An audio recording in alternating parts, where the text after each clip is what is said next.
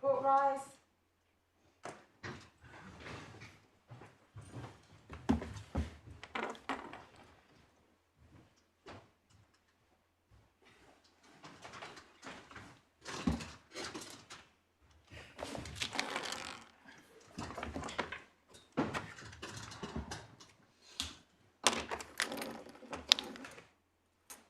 Yes.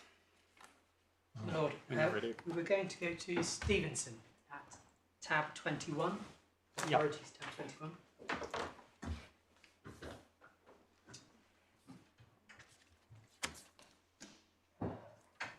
So, Lord, this was a tripartite case, and before the EAT it was an appeal against the tribunal's finding that the individual's contract with the end user lacked the necessary mutuality of obligation. So in this case, the individual working through an agency was seeking to establish a contract of employment with the end user.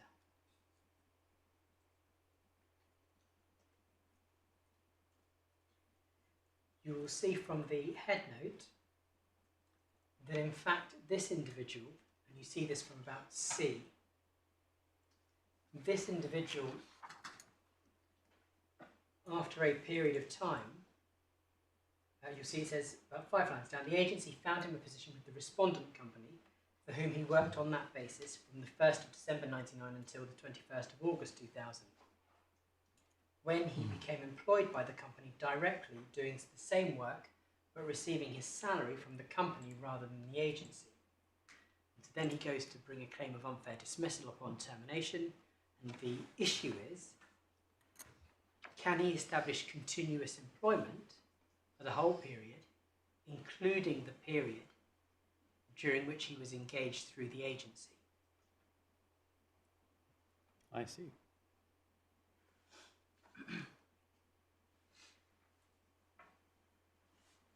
For our purposes, the important point is that this is not an overarching contract case because there were no gaps.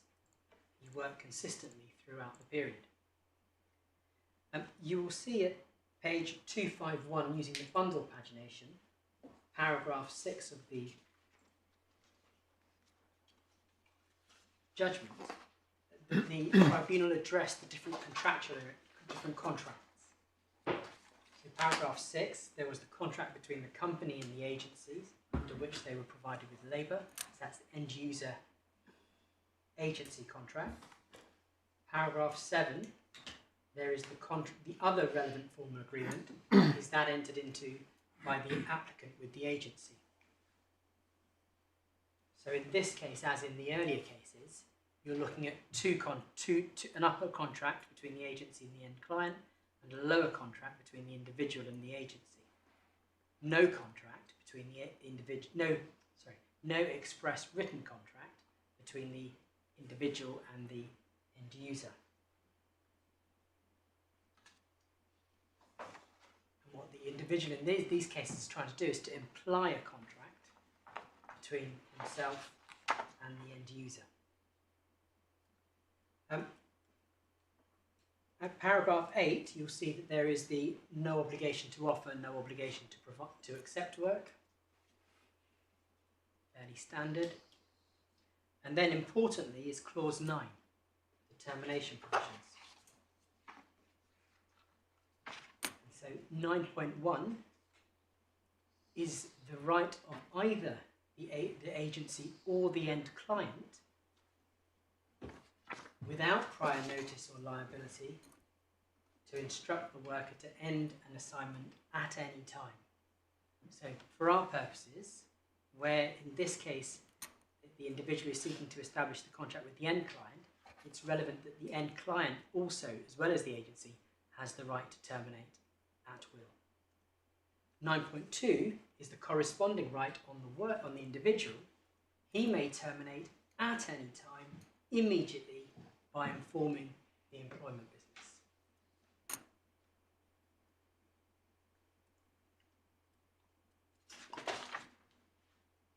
Importantly, starting at paragraph 10 under the relevant law, between paragraphs 10 to 16, Ms. Justice Elias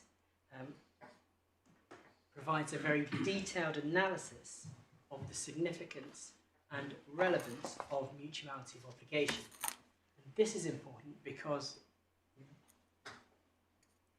the Upper Tribunal, we say erroneously, stated that this was not an accurate representation of the law. So paragraph starts with an observation of Lord Justice Longmore in paragraph 10 in Montgomery about the irreducible minimum. That's the mutuality of obligation and the requirement of control on the part of the potential employer are the irreducible minimum for the existence of a contract of employment. Then paragraph 11, the significance of mutuality is that it determines whether there is a contract in existence at all. The significance of control is that it determines whether, if there is a contract in place, it can properly be classified as a contract of service rather than some other kind of contract. In paragraph 12, the issue of whether there is a contract at all arises most frequently in situations where a person works for an employer, but only on a casual basis from time to time. Just pausing there, it's clear from that sentence that Ms. Justice Elias is not just talking about contracts generally, he's talking about contracts for work. It is in that context, in particular, that courts have emphasised, it is often necessary then to show that the contract continues to exist in the gaps between the periods of employment. Cases frequently have had to decide whether there is an overarching contract or what is sometimes called an umbrella contract, which remains in existence even when the individual concerned is not working. It is in that context, in particular, that courts have emphasised the need to demonstrate some mutuality of obligation between the parties. But as I have indicated, all that is being done is to say that there must be something from which a contract can properly be inferred. Without some mutuality amounting to what is sometimes called the irreducible minimum of obligation, no contract exists. Then this, paragraph 30. The question of mutuality of obligation, however, poses no difficulties during the period when the individual is actually working. For the period of such employment, a contract must, in our view, clearly exist. That's the important point. It's not that you're actually working, it's the point about that the contract exists. For that duration, the individual clearly undertakes to work, and the employer, in turn, undertakes to pay for the work done. So there's the work-wage bargain. This is so even if the contract is terminable on either side at will. Unless and until the power to terminate is exercised, these mutual obligations to work on the one hand and to be paid on the other will continue to exist and will provide the fundamental mutual obligation. And we say, as we have said at every stage, that is the complete answer to the RMC Lim 1 question in this case. But you'll see that the Upper Tribunal say take issue with this because they say, well, it's not just about a contract. But in my submission, it's clear that Mr. Justice Elias is not just saying there needs to be a contract. He's alive to the fact that there needs to be the work-wage bargain, and he expressly addresses that in terms in that third sentence.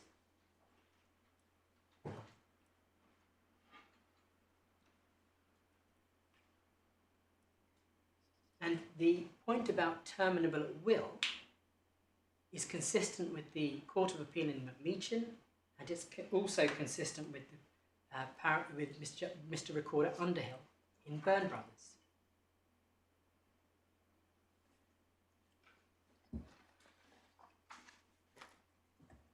Then this at paragraph 14.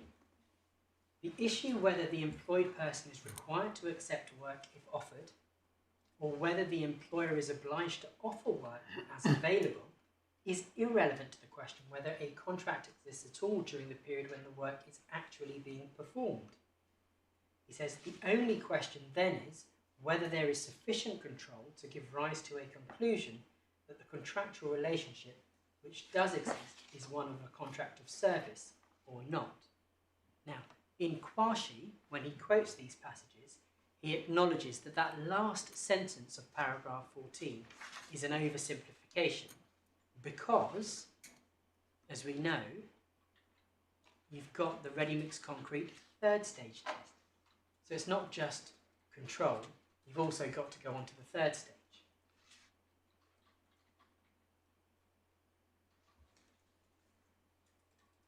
Paragraphs 15 and 16 are important as well. He says, 15, we note that in Montgomery and Johnson Underwood, Mr. Justice Buckley in an Overture statement said, for my part I would accept an offer of work by an agency, even at another's workplace, accepted by the individual for remuneration to be paid by the agency, could satisfy the requirement of mutual obligation. I put it no higher because it would be necessary to look at the circumstances carefully and realistically. It may, for example, be more difficult to find that the necessary mutuality in a very short assignment as opposed to one which was or had become more permanent. And Mr. Justice Elias says this, with due respect to those observations, it seems to us that in fact, however short the assignment, there will be the necessary mutuality of obligation so as to establish the existence of a contract with someone when work is accepted and the obligation to pay arises. So again, it doesn't matter how short the contract is, and also it's not just about a contract, it's the wage work bargain. And of course that's entirely consistent with the ready-mix concrete case and the ready-mix concrete case, the market investigations case, and even the US silk coal case, which are all cases involving short assignments.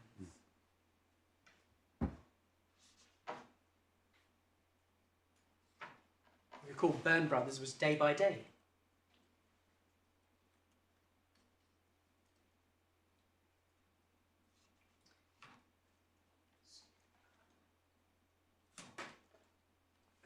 Could I then ask you to look at, so that's the sort of propositions of law that we derive from here, but we also rely on the way it's applied in this case because it's Mr. Justice Elias revisits some of those propositions.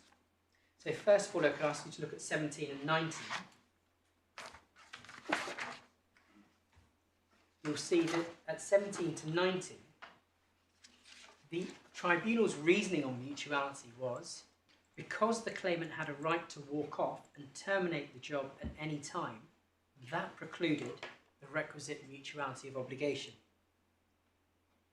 And that's effectively the approach that the FTT took in our case. And you see that in paragraph 19, paragraph 8, the last sentence.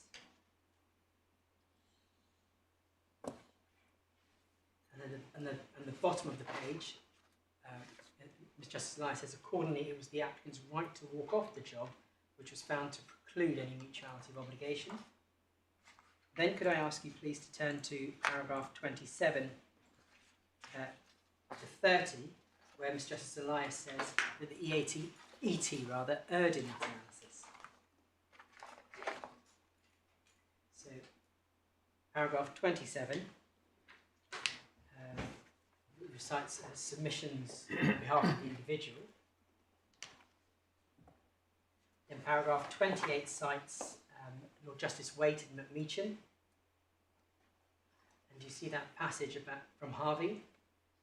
The better view, it's not whether the the casual worker is obliged to turn up for or do the work, but rather if he turns up for and does the work, whether he does so under a contract of service or for services. So that's in the context of a right to terminate on the part of the individual. And then, do you see at paragraph 29, the argument for the end user's primary argument was that the ET was entitled to conclude that the fact that the applicant could walk off the job at any time demonstrated a lack of mutuality of obligation. And then do you see at paragraph 30 that's rejected? For reasons which we have already given, we reject that analysis. The tribunal concluded that there was no mutuality of obligation because the applicant could at any time walk off the job. However, there is no reason why there cannot be the mutuality of obligation for the duration of the working relationship, merely because in the future there may be no obligation to accept further work, or, and these are the relevant words, because of a right to terminate the current work at will. See Mutuality.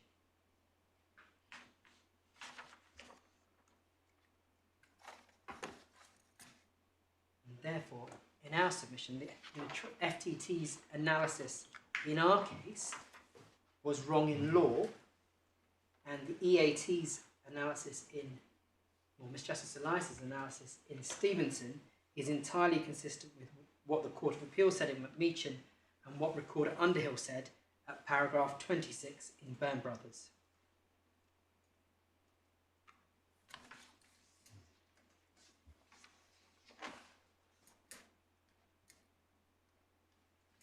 Can I next go to Prater, please?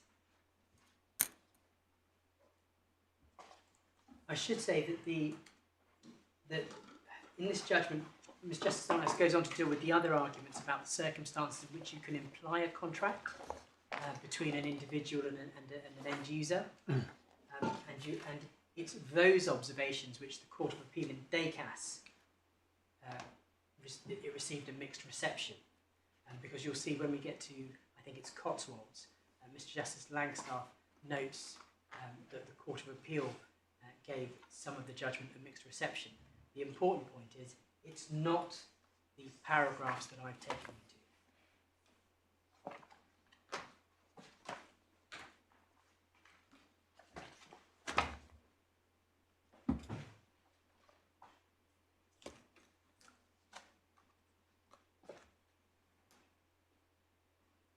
to. And just for your note, the conclusion in paragraph is in paragraph 37, where although he rejects the ET's reasoning, he says that the outcome is the same because there were no mutual obligations between the individual and the end client to create a contract at all.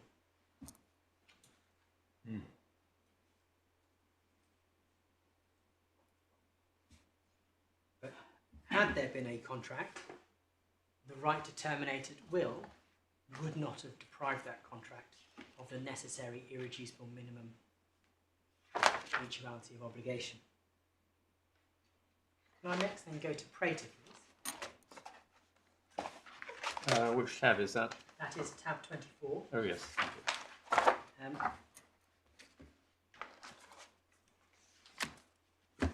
So, again, you'll note we touched on Prater because it was cited by the tribunal, FTT.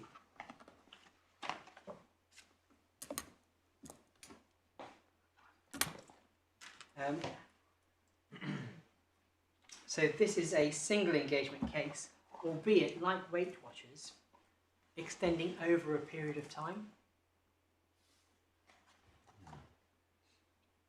And you'll see from the head note that it involved a teacher. The claimant was a teacher who tutored children who were unable to attend school. She performed multiple individual teaching assignments of varying duration under a succession of separate contracts. The council was under no contractual obligation to offer pupils to the claimant, and she was under no contractual obligation to accept the pupils that the council asked her to take on. So, just pausing there, no overarching contract.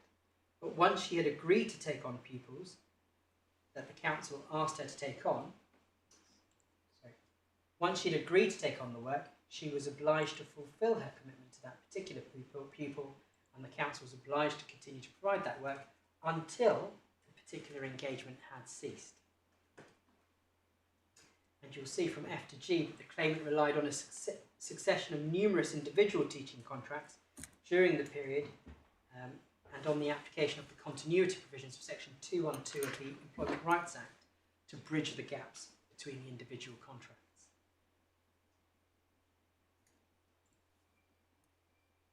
And then you see at J, the tribunal found that the claimant had been an employee of the council from 1988. It held that there was mutuality of obligation between the parties sufficient to create a contract of employment while the individual contracts were in force.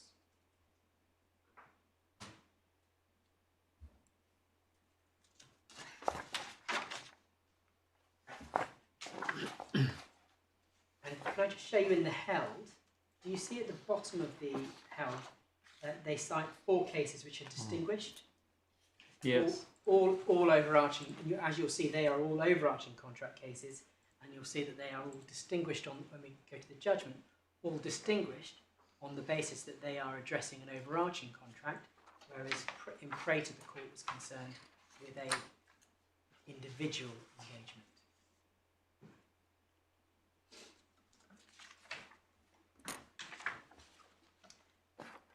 Can I start with paragraph 4, which is at page 304 of the bundle pagination.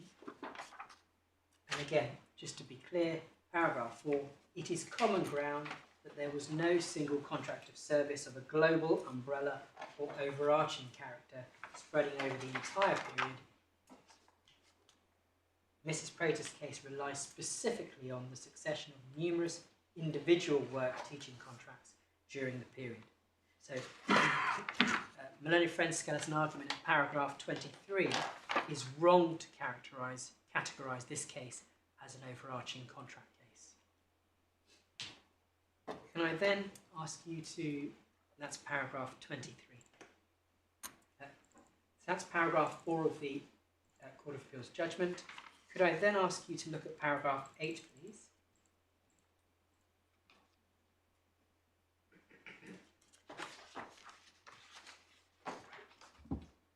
You see, paragraph 8, this is the no obligation to offer or accept. Then paragraph 9, and you'll see this is in the way of findings of fact. Having agreed to take on a pupil, Mrs. Prater regarded herself as having undertaken a commitment to the pupil to deliver teaching on a regular basis. The teaching would continue for as long as was necessary, subject to regular reviews.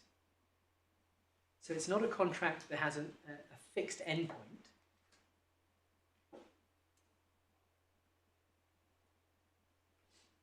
So she regarded herself as having undertaken a commitment to the pupil. That's paragraph 9. Paragraph 10, she taught a number of different pupils each week. The duration of the individual engagements varied from a few months to several years, one lasting for as long as 5 years. Then paragraph 11, although Mrs. Prater was not obliged to accept pupils offered by the council, once she had agreed to take on the work, she was obliged to fulfil her commitment to that particular pupil, and the council was obliged to continue to provide that work, importantly, until the particular engagement ceased. So what you have in paragraph 11 is the bilateral contract. There you have the necessary mutual obligations that in this case gave rise to the bilateral contract, the mutual exchange of promises, and you see that is the work-wage bargain.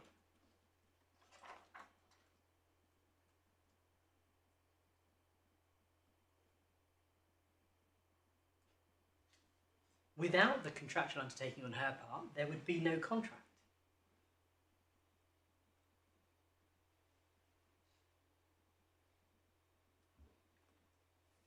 And you see, it's once she had agreed to take on the work, she was obliged. So that's the important point. That's, again, the significance of the contract. It's on entering into the contract.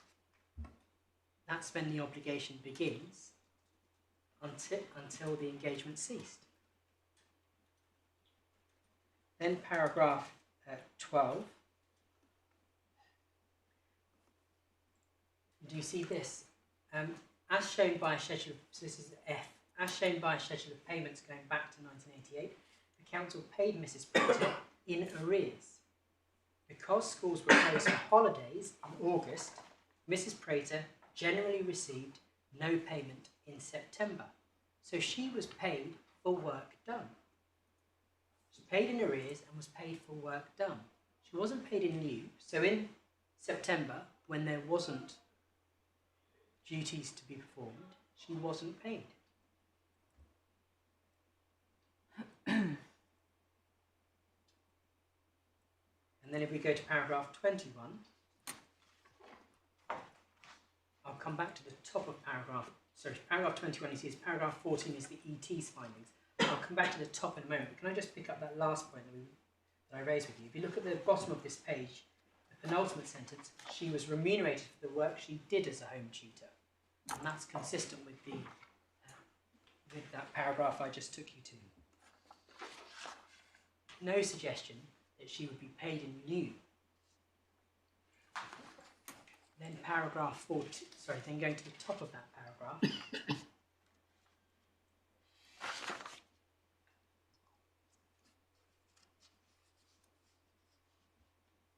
On the basis of those facts, we address this ET. On the basis of those facts, we address the first question as to whether or not there was a contract between the parties, and if so, whether it was a contract of employment.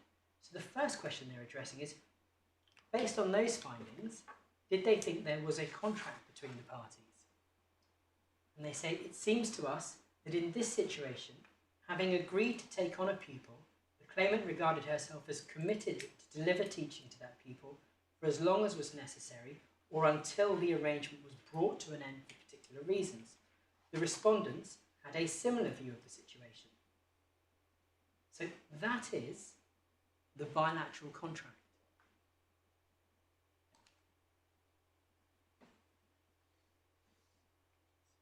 So the ET finds that the commitment was sufficient to constitute an obligation, giving rise to a contract, an agreement to perform. So it starts with the offer from the council to provide the pupil for teaching for pay, and the acceptance by the teacher who agrees to teach the pupil for pay.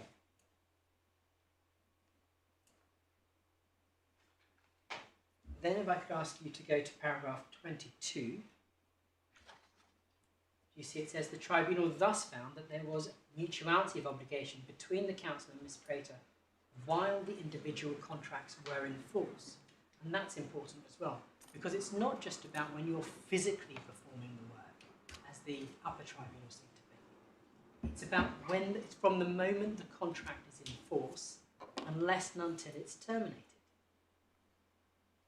So the contract would be in force during the August holiday? Yes.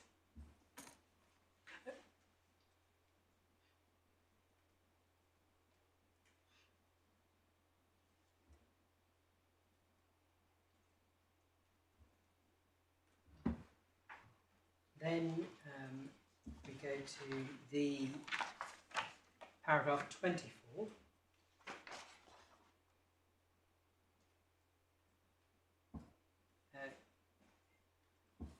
You'll see that the EAT rejected an argument about the fact that there was an absence of mutuality of obligation outside the assignments,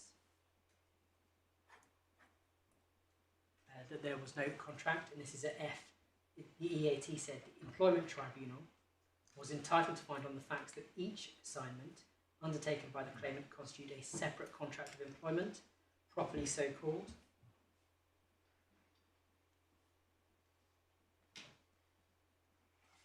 And again, making clear that this is not an overarching contract case. Then we come to paragraph 30.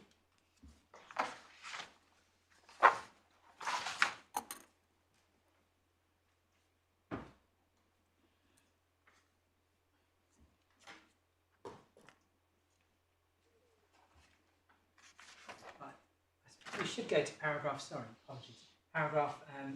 25 to 26, just to show you the submissions. The council's submission, do you see at 26? Mr. Heppenstall submitted that authorities binding on this court demonstrated the development of the demarcation between employment and other work relationships based on the lack of mutuality of obligation. The courts had refused to extend employee status to those who undertook engagements without any guarantee of further work. So it has sort of hallmarks of the Upper Tribunal's decision. And you'll see in paragraph 27 that the authorities he's relying on are the overarching contract cases.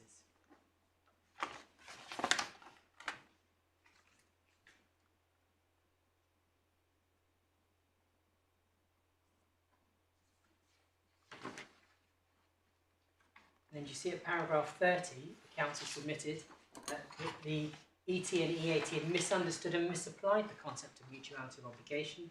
Mutuality created by Mrs. Prater being contractually obliged to work during each successive engagement was not, Mr. Heppenstall argued, the same mutuality necessary to constitute the irreducible minimum required for a contract of service to exist. So again, effectively, the reasoning of the Upper Tribunal. Then we see the discussion section, and you see those arguments are rejected.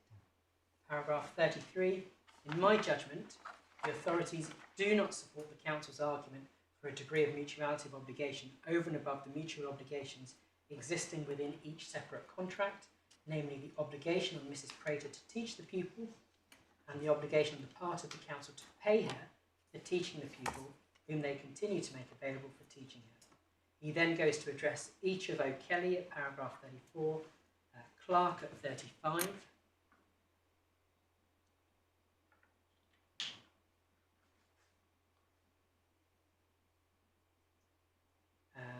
Carmichael at 36,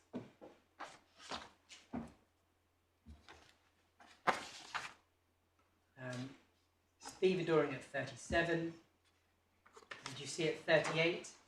In brief, the authorities cited by Mr. Heppenstall are distinguishable as they did not deal with the case of a succession of individual contracts for work, within each of which there was mutuality of obligation relating to the work provided and performed under that contract.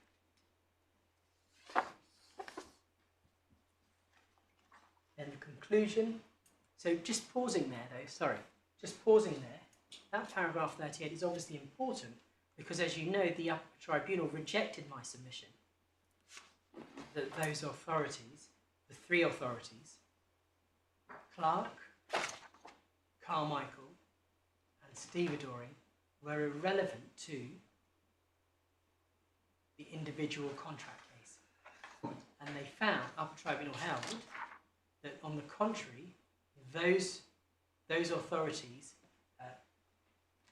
principles from those authorities were of general application to both overarching and individual contract cases. Can you just remind me which paragraph of the Upper Tribunal decision that is, please?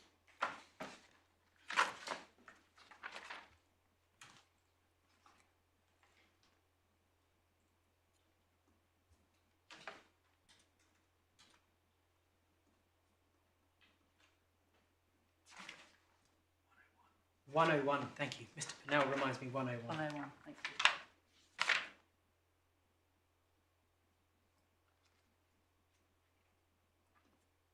Yeah. Did you see, well, in terms they reject my submission. Just read it. Page 27 of the internal decision. Yeah, well that's a pretty clear statement, isn't it? Yes, my lady.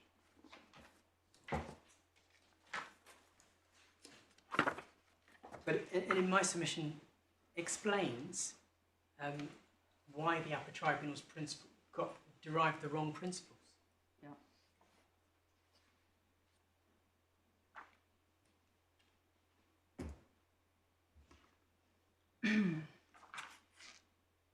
Then paragraph 39, in my judgment, the Employment Tribunal was entitled in law to hold that there was mutuality of obligation in the individual contracts. between the council and Mrs. Prater, that they were contracts of service, and that by virtue of section 212, Mrs. Prater was to be regarded as an employee of the council continuously throughout the period. To sum up, the legal position between the council and Mrs. Prater was as follows. During that period, she had a number of work contracts with the council. The issue was not whether or not they were contracts of service. If they were, the issue was whether or not they were contracts of service. If they were, she enjoyed continuity of employment, notwithstanding the breaks. Under the contracts, Mrs. Prater was engaged and was paid to teach individual pupils unable to attend school. There's your work-wage bargain. And then, can I take you to D? What Lord Justice Mummery describes as the important point. The important point is that once the contract was entered into, and while that contract continued, she was under an obligation to teach the pupil, and the council was under an obligation to pay her for teaching the pupil made available to her by the council under that contract. That was all that was legally necessary to support the finding that each individual teaching engagement was a contract of service. And then this, section 212, took care of the gaps between the individual contracts and secured continuity of employment. That's important because my learned friends in their skeletons seek to suggest really it's section 212 that's important in this case. But I hope, as I've demonstrated, section 212 is irrelevant to the whether or not the contract is a contract of employment or not. It comes in at the next stage if a contract is a contract of employment, so that an individual is engaged under a series of individual contracts. Section 212 bridges the gap between the individual contracts. Yeah, so it comes in at a later stage. Exactly. Whereas the council submissions seem to get into that muddle as well if one looks at paragraph 30. Yeah. Yeah. My lady, it comes in at the stage of continuity of employment for employment rights purposes. Could we just have a quick look at section 212, just really for the benefit, I'm afraid, of people like me who are not very familiar with it? I don't think Is it in the bundle somewhere? I'm told it is in the bundle, sorry, yes. Yes. Thank you. I mean, maybe in the report somewhere, it probably is. It may not be in this. There has to be continuity of employment. Why? For Unpaid, so in this case, it was to written give rise to the statutory remedies under. Exactly. Yes, I see. You mean the minimum period, for example, to be have a right to sue for unfair dismissal, is that right? Things like that. It's qualifying service. So, for example, for a claim of unfair dismissal, to qualify to bring a claim for unfair dismissal, you now have to be employed for 2 years continuously. Yeah. At this time, it was probably 1 year, I suspect. Yeah, thank you. And Mr. Bennell tells me that the provision is at page 12 of the authority, 7 of the authority's bundle. Sorry. Thank you. Well, we can look that up. Thank you. Did you want me to take you to that? Or Well, if only if it was very convenient and very simple. But I mean, it would only take a minute. I can find the record volume. So it's page 7 of using the bundle pagination.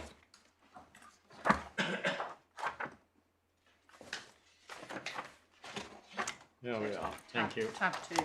Yep. So, and you see so it's statutory concept of continuous, and it's about computation. Yes.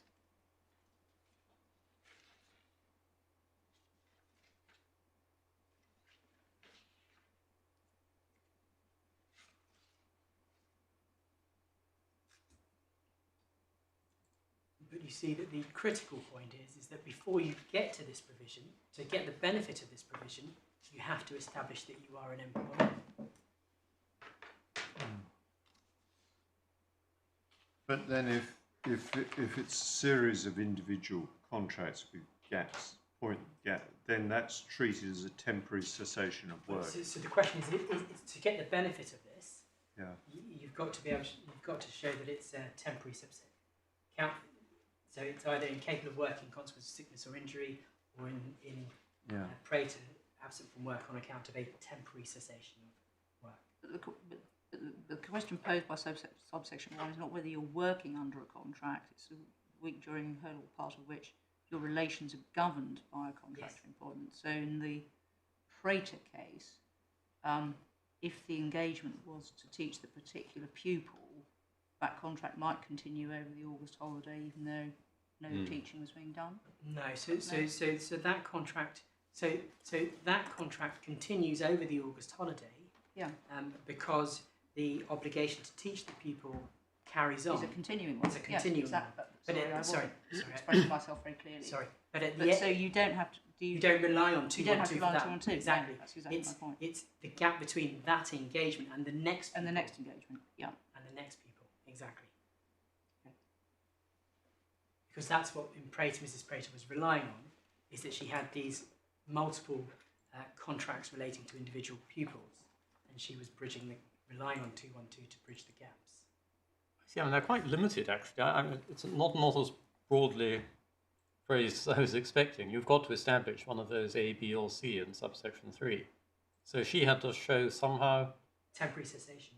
I think in that case it was temporary cessation. Well, all right, and we're not concerned with the facts, but it doesn't seem to me immediately obvious why there should have been. But, or rather, quite exactly what that means. But I think in that case it didn't matter because it was the council didn't put that in issue. No, I see. Anyway, thank you. This is, if we want to look at it, this is where we can find section 212. So can I just ask you to go back, please, to Prater? Yes. Because so that was Lord Justice Mummery.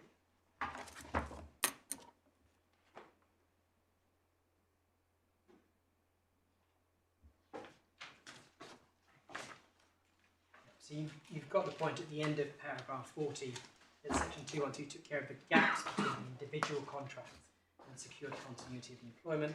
And then 42 is Lord Justice Longmore. And do you see at 43? Yes. He says, cannot accept council submission. There was a mutuality of obligation in each engagement, namely that the county council would pay Mrs. Prater for the work which she in turn agreed to do by way of giving tuition to the people for whom the council wanted her to provide tuition. That, to my mind, is sufficient mutuality of obligation to render the contract a contract of employment if other appropriate indications of such an employment contract are present. Well, we know that that's other indications. You go to stage 2 and 3. Yeah.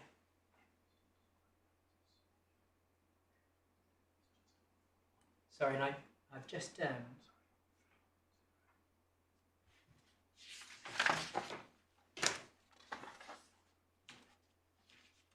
yeah, so do you see it? Sorry, thank you. Mr. Bennell rightly points out in paragraph 42, the submission that Justice Longmore is rejecting is Mr. Heppenstall's submission that, having relied on these overarching contract cases, in this context, mutuality of obligation had to be understood in a special sense of an ongoing duty to provide work and an ongoing duty to accept work. And that's so that suggestion of mutuality in a special sense is rejected in paragraph 43. Thank you. And just before I forget, Lord Justice Mummery, I mean, did have a lot of experience in this field. Well, he he was was a former the- president of the EAT. Well, and that is an important point because obviously I've taken you to Stevenson, which is Mr. Recorder Underhill, soon to be president of the Employment Appeal Tribunal. Absolutely. Mr. Justice Elias, president of the Employment Appeal Tribunal. And Lord Justice Waite, likewise, had been, had he not? Or maybe not. Anyway. I hesitate to say that's... He desperately used to sit there. Yes, well, he certainly sat. Anyway. Thank you. Yes. And obviously Mr. Justice Langstaff, who we'll come on to, is also... Indeed. But I mean, we have a succession of presidents with enormous experience in this field. Exactly. And one on the whole, one would not willingly conclude they'd got these basic points wrong. Lord, yes.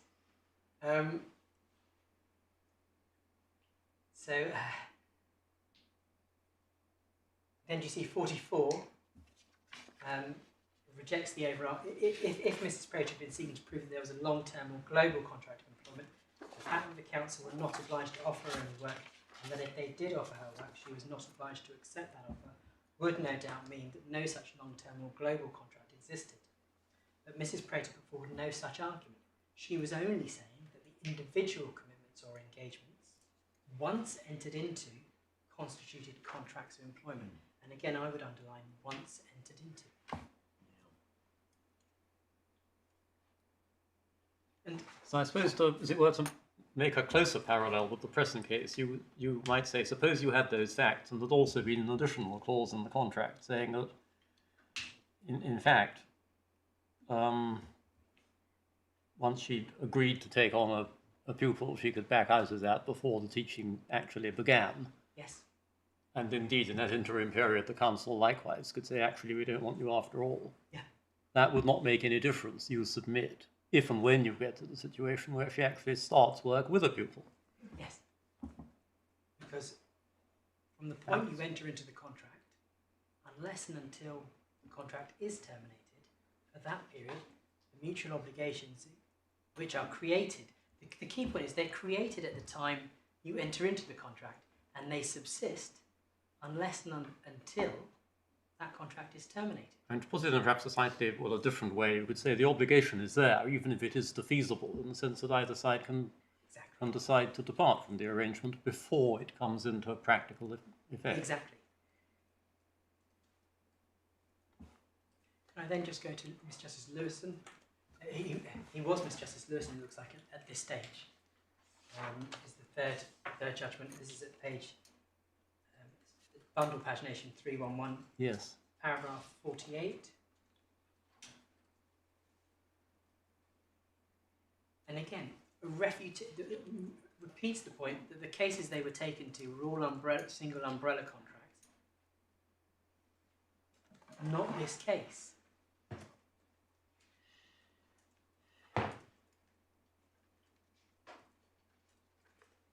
And the problem is that when you, as the Upper Tribunal did here, when you get buried into the overarching contract cases and you're looking at where the issues are different, it is plainly inappropriate to then see. And what they have done is they then cross-fertilise those overarching contract principles into the individual and applied them to the individual engagement cases. And as I hope I've demonstrated, Court of Appeal are clear that's not appropriate. But it explains why the error of law has arisen.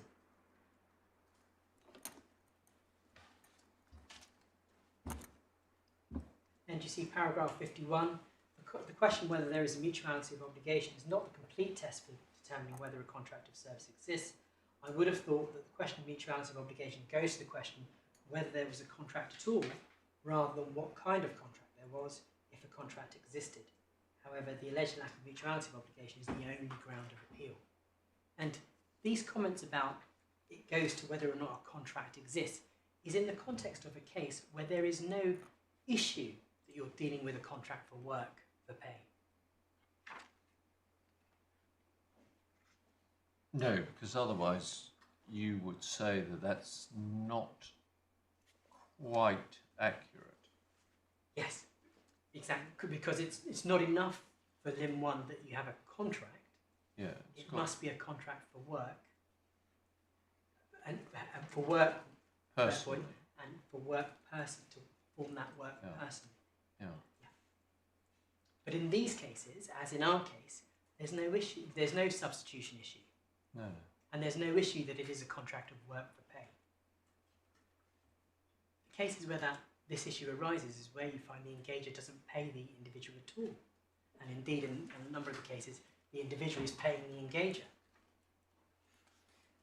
That was the striptease case, yes. That is one example. Or the acrobat, whatever it was.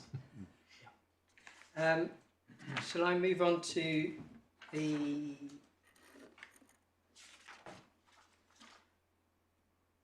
Edwards case that I referred to earlier about the booking? Booking was only an indication, not a contract.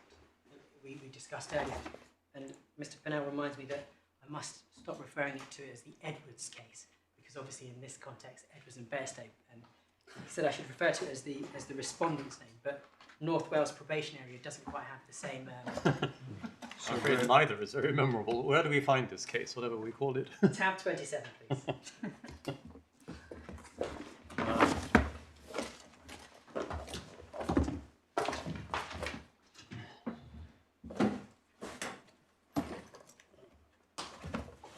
So again, not an overarching contract case. It's a series of single engagements case in which the issue is mutuality of obligation.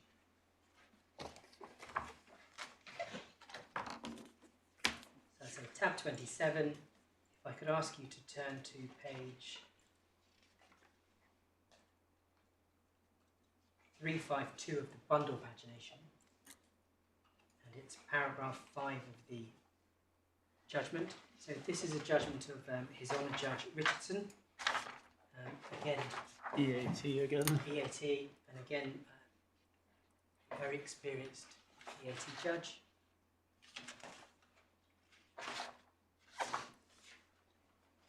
So paragraph 5. So this is a relief hostel worker. I'm sorry, I didn't catch that. Relief hostel worker.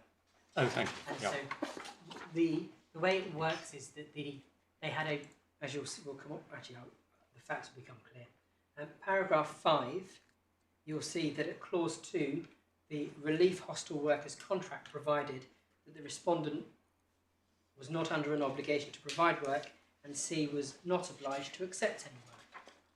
So hopefully you're seeing the theme that for many decades, and no obligation to accept or offer work is a fairly standard feature put in by the lawyers who draft these contracts.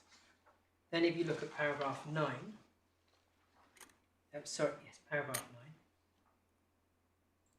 paragraph 7, apologies, you'll see that there was no obligation on the probation service to provide any specific number of sessions to a relief hostel worker, or indeed any sessions at all. Equally, there was no obligation on a relief hostel worker to accept any offer of work. Then paragraph 9, as a general rule, when the probation service required a relief hostel worker to cover a session at a hostel, a worker would be chosen off the list and would be telephoned to see if he or she would accept the work. If the relief hostel worker accepted a particular date, a booking would be made.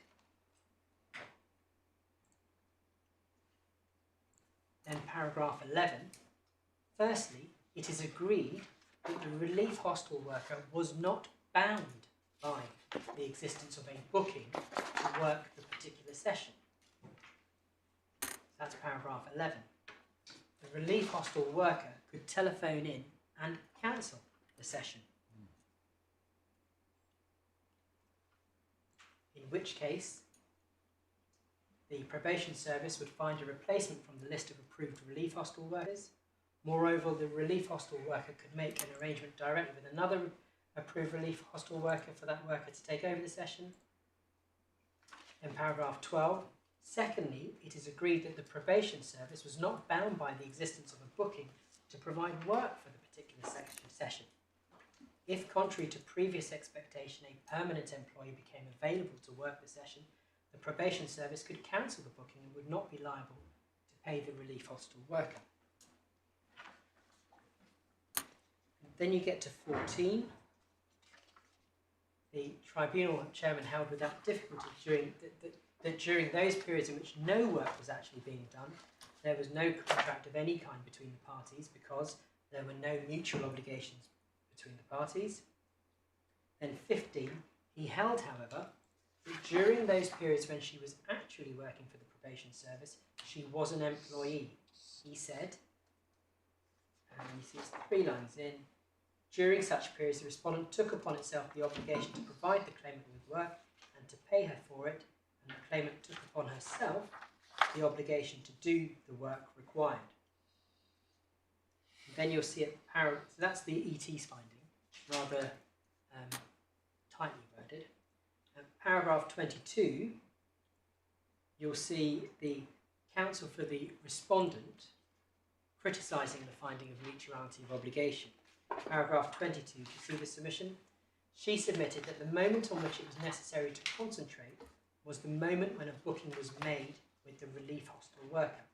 The relief hostile worker remained free to withdraw or send someone else from the relief pool in her place, and the probation service remained free to withdraw the booking. There was therefore no mutuality of obligation. On this submission, there was no contract at all between the probation service and the relief hostile worker. And then do you see also at paragraph 24, in considering the authority, she sought to distinguish Prater because once Miss Prater took on the pupil, she was obliged to fulfil her commitment to the particular pupil. In this case, it was submitted there was either no obligation at all to work, or at least no obligation to work any more than an individual session. Paragraph 29, please. You'll see counsel for the respond for the individual said, on the question of mutuality, Mr. Mossy entirely accepted that no contract had come into being at the time of booking. He submitted that a contract had come into being on each occasion when the relief hostile worker attended for work. Absence of mutuality between contracts was irrelevant to the position once a contract of employment was entered into. Moreover, he submitted, once the relief hostile worker attended for work, there was plainly an obligation to work personally and to work under the contract of the probation service. She could not substitute herself for someone else or walk out for no good reason once she had arrived for work. The fact that prior to the commencement of the contract she had been free to arrange for someone else to do the work was irrelevant. So that's the submission. Paragraph 33. It is convenient to begin with the question whether and if so when any contract or contracts were created between Mrs. Edwards and the probation service. And then at 35, so he established there's no overarching contract in 34. 35, it is to my mind equally plain that no binding contract to provide work or do work was created at the time when a booking was made with a relief hostile worker. The chairman did not address this question in terms or record the facts relating to the matter as fully as I have done earlier in the judgment.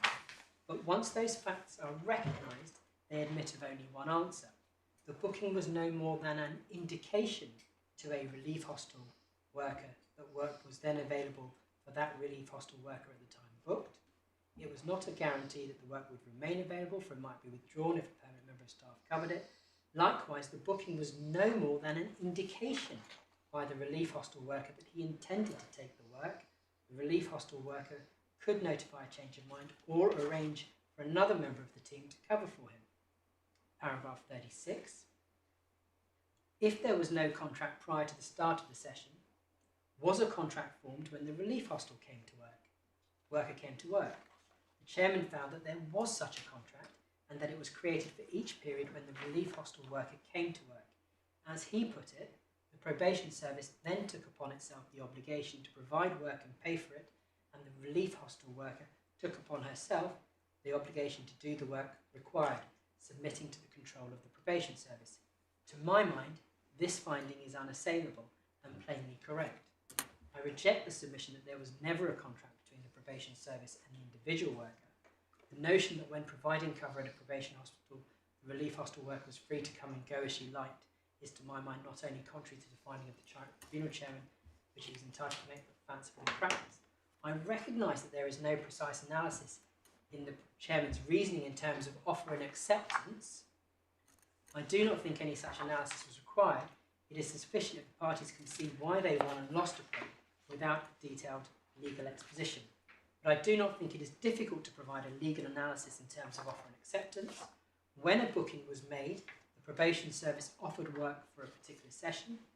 The offer was made to the worker who was booked, but was extended to any other member of the relief hostile worker team with whom he or she might agree the session should be covered. The offer was open for acceptance by attending for work at the session in question. It was open for acceptance. It was not open for acceptance at any earlier time, for the common understanding was that the probation service was entitled to withdraw it prior to the start of the session. However, once the relief hostile worker presented himself or herself for work, the offer was accepted and the contract fully binding on both sides. This seems to me to be a realistic way of analysing the relationship. So that's the critical distinction. It's the distinction between it merely being the booking merely being an indication and it being an offer and acceptance giving rise to a contract. So that would be on all fours with the present case if the right analysis had been that the referee's contract only began when they turned up at the ground, Exactly. as opposed to when the booking was made on the Monday. And in which case, the relevant mutuality, that contract would also have the relevant mutuality of obligation. Because at the commencement of that contract, when he arrives, he accepts the offer, he's obliged to work, and they're obliged to pay. So, and you see, that was the Upper Tribunal's way of trying to resolve, of trying to say, well, actually, this is what they meant. But what the Upper Tribunal didn't address is the fact that that contract would also have the necessary mutuality of obligation. And as I say, my learned friends in their skeleton argument say the Upper Tribunal are wrong anyway. They've mischaracterised the FTT's finding because the FTT found it was a bilateral contract, and they are correct in that regard. So what this case shows is it is open to a tribunal to find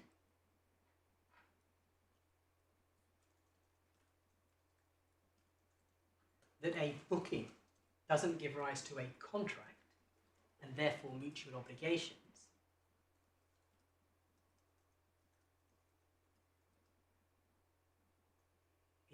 And in those circumstances, the contract isn't entered into until the arrival at the ground. But in those circumstances, anyway, there's mutuality of obligation in that contract. But our tribunal didn't find that. And as I say, that was the essential battleground between the revenue and PGMOL before the first tier tribunals.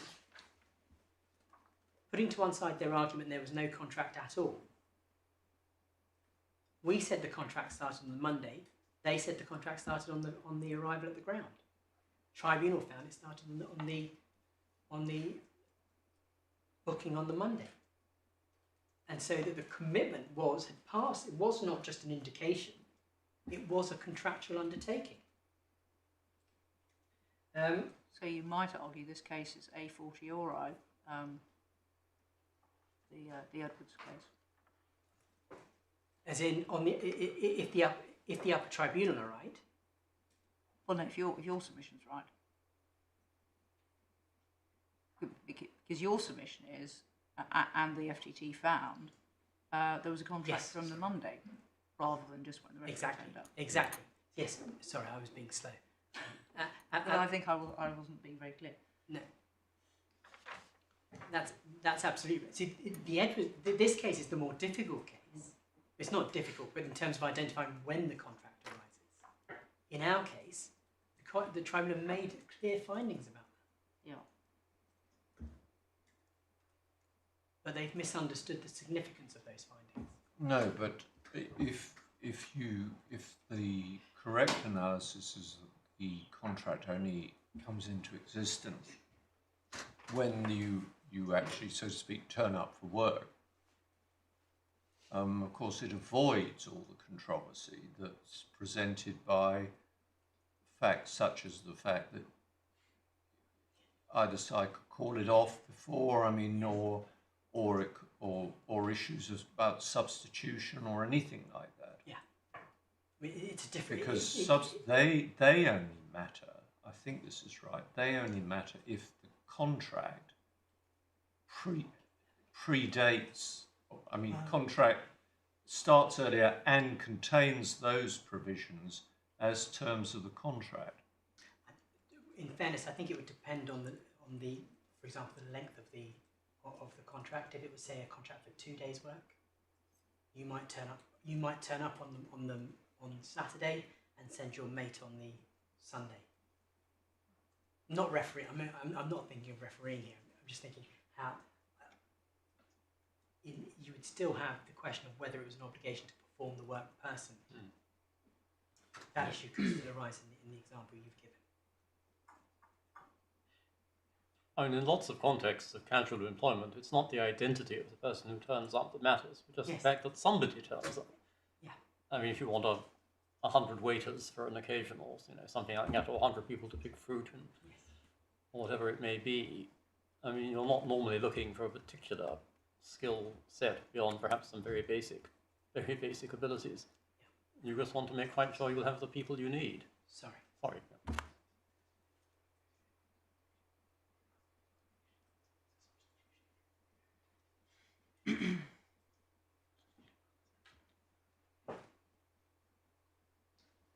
Sorry, did you ask about termination in this context, or I think you were meaning in terms of the termination, in terms of the discussion that the tribunal got into.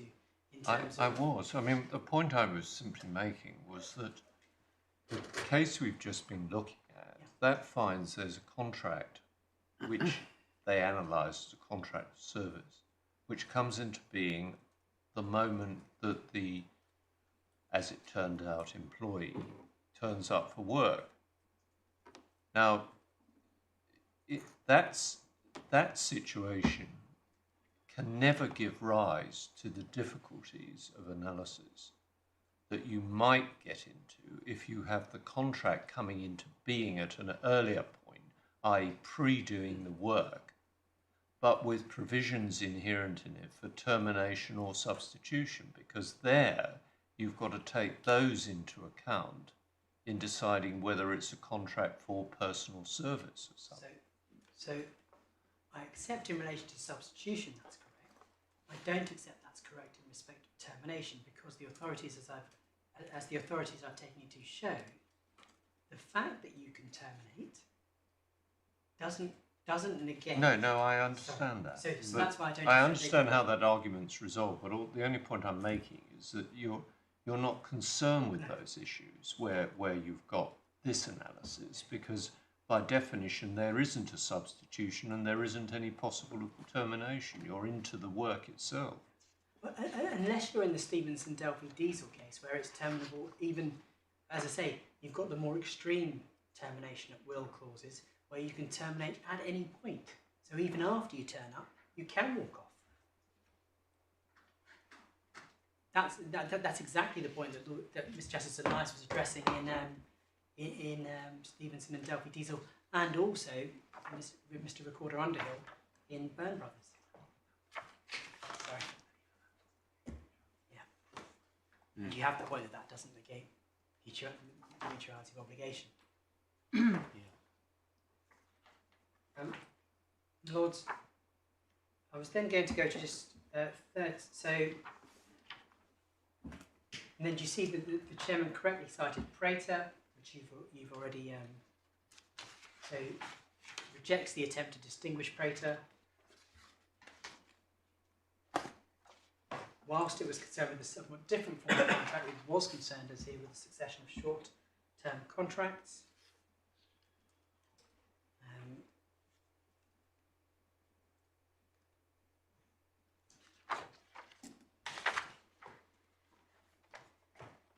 For what it's worth, at paragraph 43, 44 and 45, they actually deal with the substitution argument that was attempted to be run in those cases.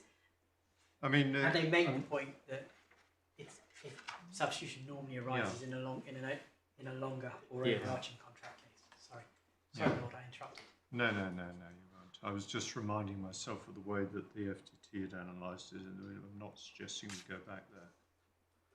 Because, I mean, they were concerned with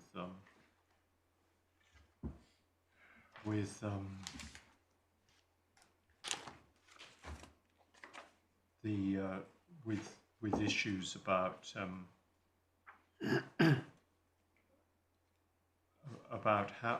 whether there were obligations to do the work and so on, and that undoubtedly, I mean, I understand your answer to it, but I mean that undoubtedly did affect their view about whether there'd been mutuality. It was the reason why they found there wasn't. Because they distinguished the Prater situation, if we can put it that from the facts of the present case. Yes, erroneously. Yeah. Yes, for the reasons I've addressed you on. Yeah.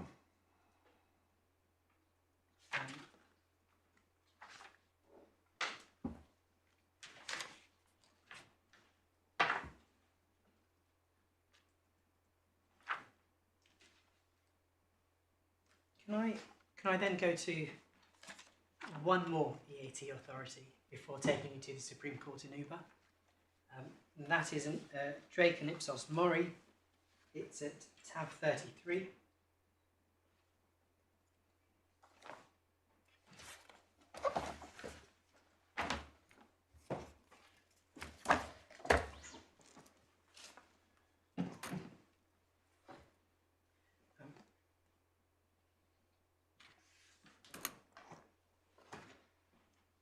We start with paragraphs 1 to 3. So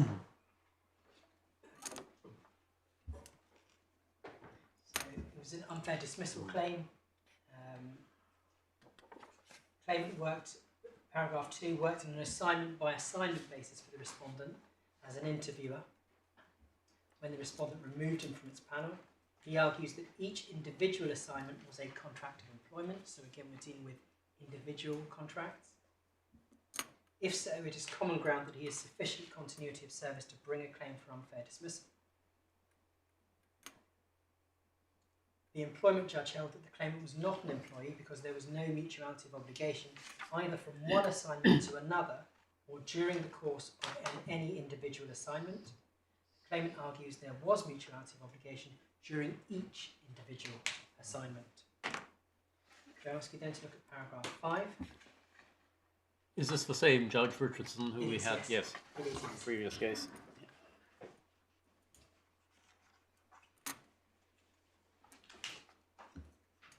Respondent carries on business and market research, draws upon a panel of interviewers to undertake the work. Then at paragraph 8, booking the work. So this is in the interviewer handbook, there's a section on booking the work. When a new job has been confirmed, your RC may phone you to offer work. Note that there is no obligation on Ipsos Mori to offer work to any individual interviewer. No interviewer is obliged to accept the work offered. Then this, once you have accepted the job, it is considered as a verbal contract that you will complete the job within the deadline and according to the survey specifications. And That's a slightly bizarre way of putting it. right. A verbal contract. Yes. And the other point to note is that, sorry, I should have said, is that in the opening part of paragraph 8, His Honour Judge Richardson notes that this section of the decision of the handbook, the ET didn't quote or cite. And when you see that, it contains the following passage, the employment judge did not quote. Then you've got paragraphs 10 to 11. The claimant's evidence was that he considered himself to have a verbal contract once he accepted an assignment, so that he was obliged to complete the assignment. However, the respondent's evidence was to the contrary. Mr. Drake was at liberty to accept or decline any assignment offered to him. Once accepted, Mr. Drake was under no obligation to complete an assignment. Mr. Drake only ever had a verbal agreement to undertake work. There was no punishment for not completing work, even once it had been accepted. If an interviewer accepts the work they have entered into in verbal agreement with Ipsos Mori, at this stage there is still no obligation for the work to be completed, and often interviewers return work they have verbally accepted. The only obligation is a moral one. Or a verbal one. I mean, it's all reflecting a popular misconception that a verbal agreement is is of no binding force. Then paragraph 11. Because all agreements are verbal because they're all in words. Well, yeah. Right. There was evidence before the employment judge which he accepted to the following effect. So this is the ET's findings in paragraph 11. Throughout his period with the respondent, the claimant typically, though not always, completed his assignments. That was not the case with all interviewers, and the respondent's own evidence is that the claimant was from time to time approached and asked to complete assignments for other interviewers who had failed to complete. Interviewers who do not complete their assignments or carry out the assignments in an unsatisfactory manner not subject to the respondent disciplinary procedures. The only other sanction available to respondents is the removal of the interviewer from the panel. Interviewers cannot delegate their work. If for whatever reason an interviewer is unable to complete an assignment, the procedure is that this is reported to the respondent, who would then appoint another approved interviewer to complete the task. This was the principal material before the tribunal, directly relevant to the question whether there was mutuality of obligations.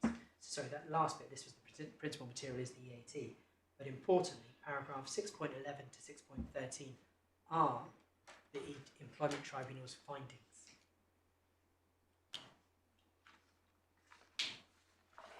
Their reasons are at paragraph 18.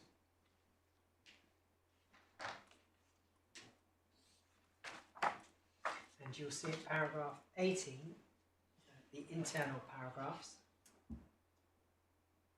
They cite Carmichael for mutuality of obligation for irreducible minimum to create a contract of service. 8.6, the respondent's evidence, which the tribunal accepts, is that not only was there no obligation to provide further work upon completion of a particular assignment, it was open to it at any time to remove an assignment, just as it was open to an interviewer, the claimant included, to return an assignment. There was no contractual obligation on either side for the assignment to be completed by the person to whom it was originally allocated.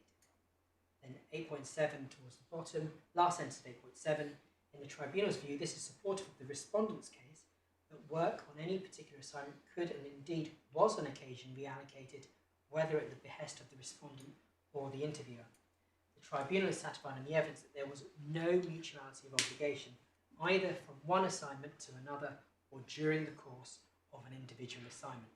So because after the booking, after the verbal contract had been entered into, either party could terminate, ET found irreducible minimum mutuality of obligation not satisfied. You'll then see at paragraph 22, the EAT starts to summarise the summary of the legal background. And then see at paragraph 22, His Honour Judge Richardson says, it's important when considering the question whether an individual was an employee to keep two linked questions in mind.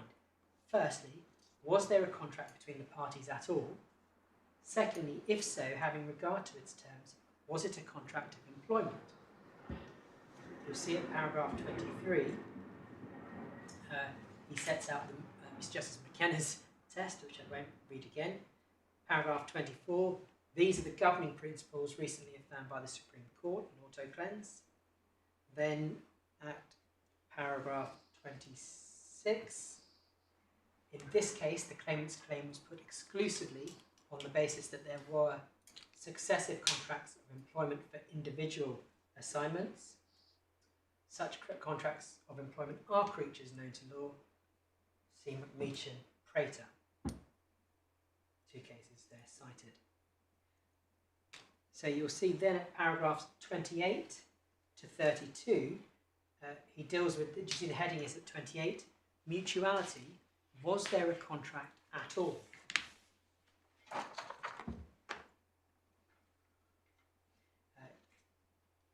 He says the concept of mutuality upon which the employment judge relied upon when deciding this case is not found in the classic ready-mix definition.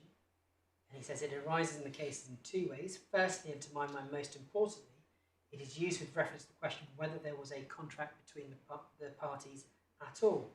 Thus, in Stevenson and Delphi Diesel, and he cites paragraphs 11 to 14, and indeed 16 of Mr. Justice Elias's judgment. But then do you see this in paragraph 31? I would only add one respectful caveat to the passage in Stevenson. The ready-mix concrete case shows that the existence of sufficient control is an important element of the test for a contract of employment, but it is not the only element. The contract must be a contract to do work personally in return for remuneration, and other provisions of the contract must not be inconsistent with a contract of service. Elias J., when he said that the only question was the question of control, took this as read in his reasoning. He was referring to a case where work was accepted and and the obligation to pay arises. So all of that entirely correct, including the caveat, and you'll see that that qualification is one that Lord Justice Elias in Quashi, when he goes back to that paragraph, says there's also the third stage, effectively. Then paragraph 32, applying the reasoning in Stevenson to the case in hand, I have no doubt that there was a contract in place and the requisite mutuality when the claimant was actually undertaking an assignment for the respondent. The fact that the assignment could be brought to an end does not mean that there was no contract in existence while the assignment was continuing. Plainly, there was a contract while the assignment was continuing. There was an agreement to undertake work in return for payment. When the respondent in its handbook described the acceptance of an assignment as a contract, it was correct. The fact that either side might terminate the contract at will does not mean that there was no contract. If, therefore, the employment tribunal was using the concept of mutuality in the primary sense, he was, to my mind, certainly wrong. I will consider his reasoning later in this judgment. So,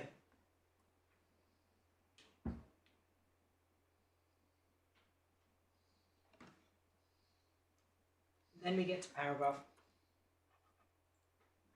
33. You'll see he says, there is, however, a secondary sense in which the concept of mutuality is sometimes used. In the secondary sense, it's not relevant to the question whether there was a contract at all, but to the question whether the contract was a contract of employment. After a review of the authorities, it was described by Mr. Justice Langstaff in Cotswolds and Williams as a requirement of mutuality specific to contracts of employment. And in paragraph 48, he said, it cannot simply be control that determines whether a contract is a contract of employment or not.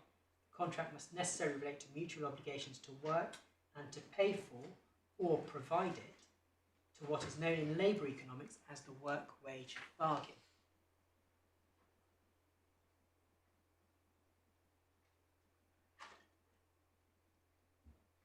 And of course, as we've seen from Mr. Justice Elias, that work, Mr. Justice Elias in Stevenson, in the context of the individual contract, talks about the obligations he identifies, that he says will be there, is the work-wage bargain. When you accept your contract to work for pay.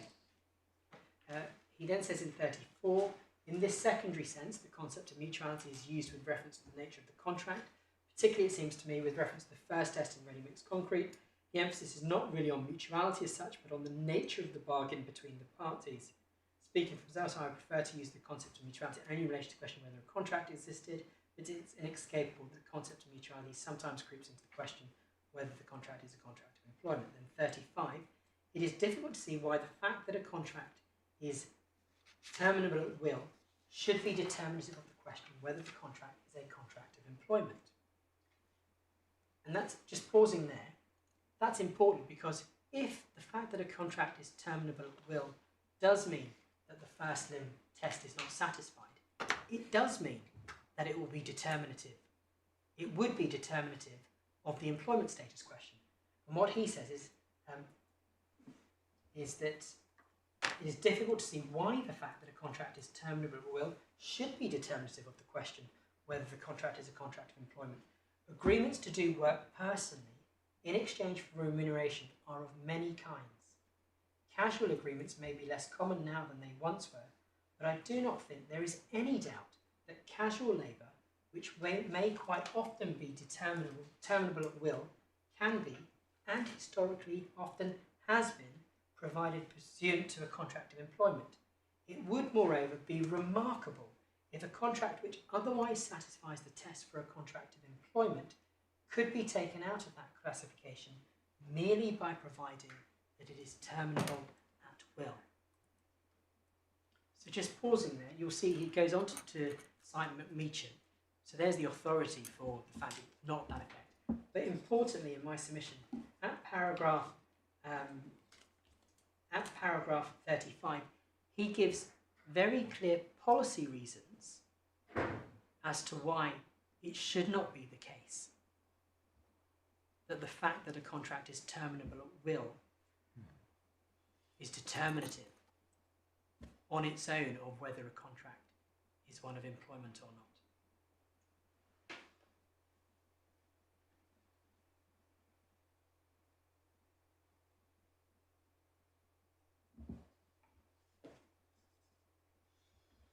So then in paragraph 36, in McMeechan as Secretary of State for Employment, Mr. McMeechan was a temporary, so he explains, so that's McMeechan, the facts. Then you see, he says, the Court of Appeal held that each engagement actually constituted a contract of employment. The fact that the agency could instruct him to end an assignment at any time was treated, if anything, as a factor in support of the existence of the contract of employment. And I should say that the paragraph references that you've got there are actually, sorry, that he is referring to are paragraph references in the IRLR report. So your report is of McMeechan is the ICR report. Can I just give you, maybe for your note, where in that paragraph he refers to paragraph 8, that clause is set out at 554A. And that is Authorities Bundle, page 182. And that is clause 10. Do you recall the clause 10? Oh, yes. And paragraph 42 that he's referring to is at page 565E of the ICR report, which is at Authorities Bundle, page 193.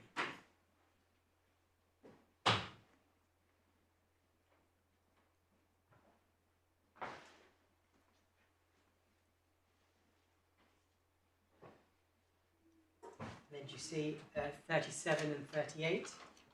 He also cites Mr. Justice Elias in Stevenson. He then notes in paragraph 39 that there is, however, one decision of the Appeal Tribunal which can be said to point in the other direction. This is Little and BMI. Mr. Little, and it gives the facts of Little. And you'll see that His Honour Judge Peter Clark, also an experienced EAT judge, he distinguished Prater on the basis that Mr. Little's work could be withdrawn during his shift. But then do you see at paragraph 40 His Honour Judge Richardson notes that it does not appear that McMeechan was cited in Little.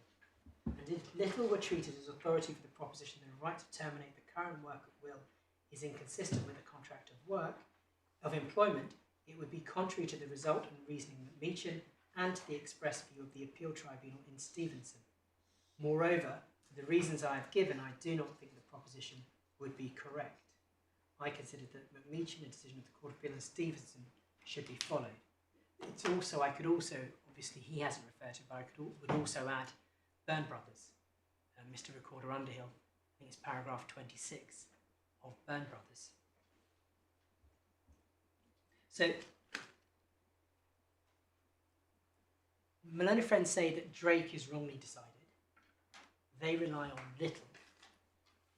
I don't need to take you to Little because you'll see that it's addressed by His Honour Judge Richardson, who notes that the McMeechan doesn't appear to have been cited. And I have given you the other authorities, McMeechan, Stevenson and Byrne Brothers, that all support the proposition that the fact that a contract is terminable at will by either party does not negative the necessary mutuality of obligation.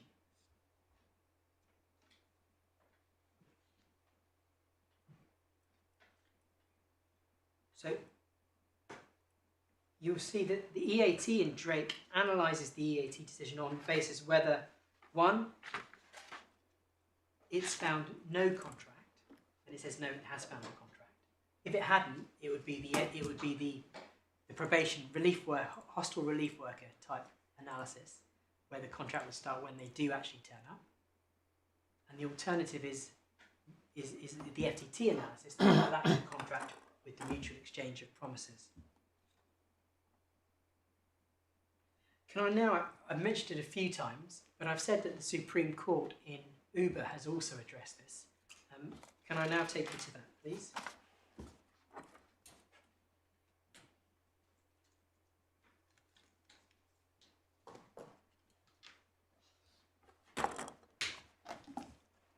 And you'll, just so you know where I'm going with this, the Supreme Court in Uber specifically addressed the position of whether or not,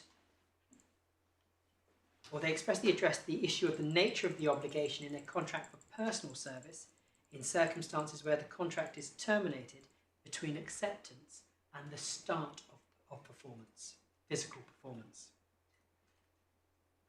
I need to take you to just four paragraphs of the Supreme Court's judgment to make good this point. Can you tell us where to find it, first of all? I can. It is tab 55 of your authorities bundle. Thank you.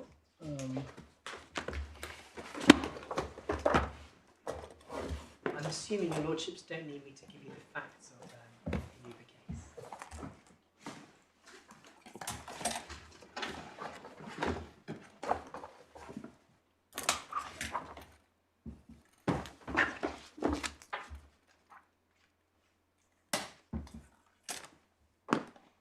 So, But it wasn't a case specifically about employment. it wasn't, but It was a worker case. it was, and this is why, so can I ask you to look at page 941 of the bundle? Because you'll see the way the Supreme Court address it.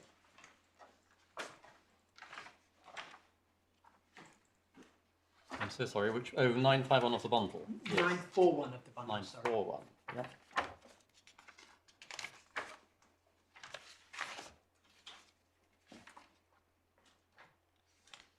Which paragraph?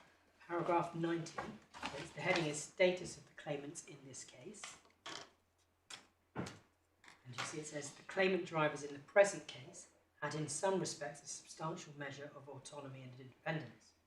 In particular, they were free to choose when, how much, and where within the territory covered by their private hire vehicle licence to work. In these circumstances, it is not suggested on their behalf that they performed their services under what is sometimes called an umbrella or overarching contract with Uber London. In other words, a contract whereby they undertook a continuing obligation to work. So not an overarching contract case. Then 91. Equally, it is well established and not disputed by Uber that the fact that an individual is entirely free to work or not and owes no contractual obligation to the person for whom the work is performed when not working does not preclude a finding that the individual is a worker or indeed an employee at the time when he or she is working. And you see the two cases that are cited are the two employment status cases of McMeechan and Prater.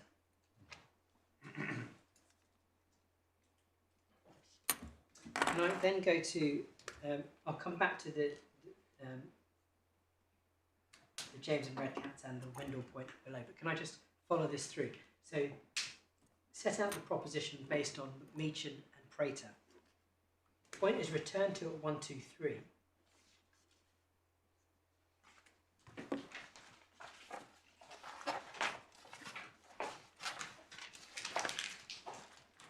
And it's page 949. Perhaps I should just take in 1, 2, 2. Working time regulations and the national minimum wage regulations each contain provisions for measuring working time. But before those provisions are applied, it's necessary to identify the periods during which the individual concerned is a worker employed under a worker's contract so as to fall within the scope of the legislation. 1, 2, 3. As mentioned earlier, the Employment Tribunal found that a driver was working under such a contract during any period when he A. had the Uber app switched on, B. was within the territory in which he was authorised to use the app, and C. was ready and willing to accept trips. Uber contends that it was not open to the tribunal in law to make this finding, and that the tribunal should have found that the claimants, on the assumption that they were workers at all, were only working under worker contracts during periods when they were actually driving passengers to their destinations. So the argument, very similar to what we've had in this case, is that the contract only when they're actually driving passengers. That's the argument that is addressed in the next paragraph at 124. I think it's clear, as did all the members of the Court of Appeal, including the dissenting Judge Lord Justice Underhill, if he was wrong on the main issue, that a driver enters into and is working under a contract with Uber London whereby the driver undertakes to perform services for Uber London, if not before, then at the latest when he accepts a trip. And this, if the driver afterwards cancels the trip, that signifies only that the obligation undertaken to pick up the passenger and carry the passenger to his or her destination is then terminated. It does not mean that no obligation was ever undertaken. And that is entirely consistent with, and we know it's based on, Court of Appeal authority of McMeechan. And importantly, it is rejecting the argument that the contract, he's only working under the contract at the point he picks up the passenger and is physically driving the passenger. Court of Appeal say no. Even before he gets the passenger, at the point he accepts the booking, from that point, he is working under a contract under which he is obliged to, he undertakes to perform services for Uber London, and that the fact that he may then cancel the trip only signifies only that the obligation undertaken to pick up the passenger and carry the passenger to his or her destination is then terminated. It does not mean that no obligation was ever undertaken. And in my submission, that is entirely consistent with the line of authorities that I have taken you to. Starting with McMeechan, through Stevenson, to Byrne Brothers, then Stevenson, culminating in Drake and Ipsos Mori.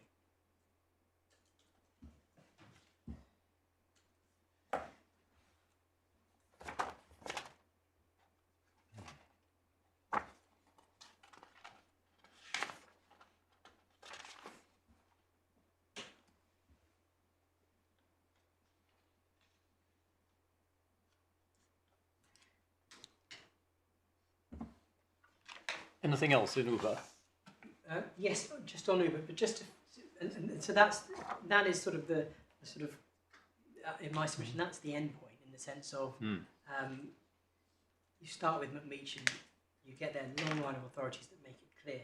And I say the fact that it's a worker contract doesn't matter because they've made it clear in 91 that the position is that they're assuming the position is the same for both worker and employee, and they are basing it on the employee analysis in McMeechan and Prater. Indeed, and Lord Leggett gave the only reason. He did, yes. Oh, he did, yes. So effectively, it was a court of 6 in the end, wasn't it? It's 6 or, yes. Exactly. Yeah. Yes. Yes. Thank you. And, can I just while I'm in Uber, can I just take you to go back to paragraph 91, please?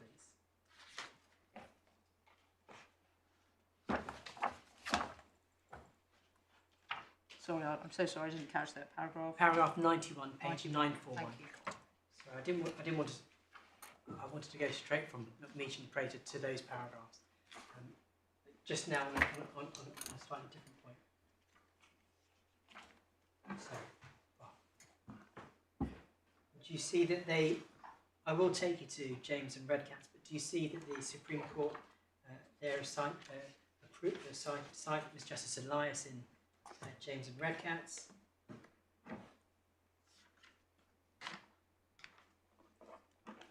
But then this, do you see they appear to endorse Windle, what Lord Justice Underhill has said in Windle, which I'll take you to. And what Lord Justice Underhill in Windle said was that, as you can see there, the fact that there may be no obligations outside the individual contract may be a factor that you take. It may be a factor that you take into account at the ready-mix concrete third stage.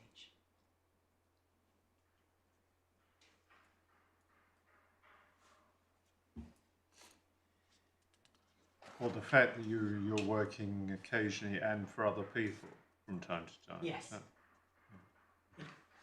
It all goes into, are you in business? Are you in business on your own account? Well, the chap who does the garden of 10 houses in a Exactly. particular village isn't likely to be an employee of any one of them. Exactly. One hopes.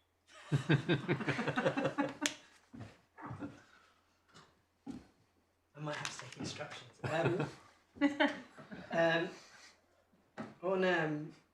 The next paragraph I was going to just take you to was 117, please.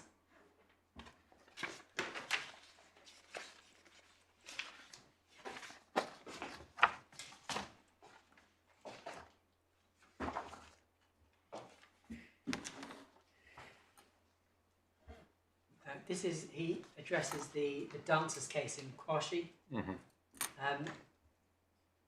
which again we have to come to because case for learning with my learning friends. But do you see what Lord Leggett identifies as the important basis of that?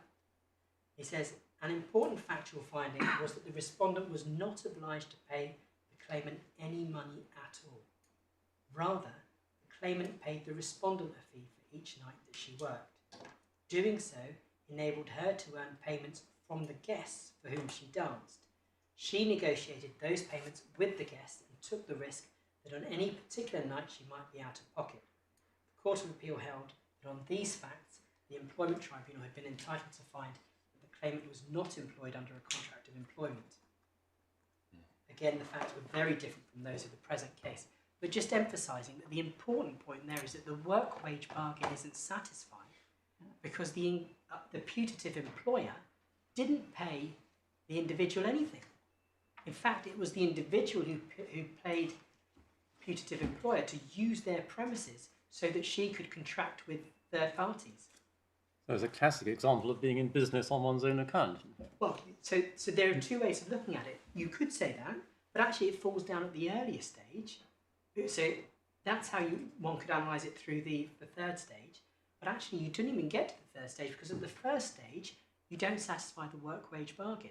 Yeah, yes, I see that. Because she's not undertaking to do work for the engager, and the engager is not undertaking to pay the individual.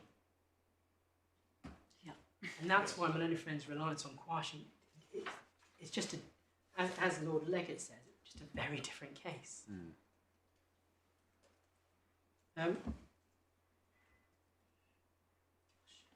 Just before I forget and all that, I have at the back of my mind, this may be complete nonsense, that there's been a very recent case to do with Deliveroo drivers. Yes. Is that right? And if so, has it got anything to do with our case? I don't think so, because I think it's to do with substitution. Thank you. And there's also an EU point which frankly, thankfully I was going to say. Well, both probably. frankly and thankfully we don't have to consider. No, well, thank you. I just wanted to be sure that because it's very recent, it might possibly have slipped through the net. Was that a decision of this court? I mean, I think it was. Yes, thank you. Yeah. So we can, for present purposes, we can ignore it. Thank you.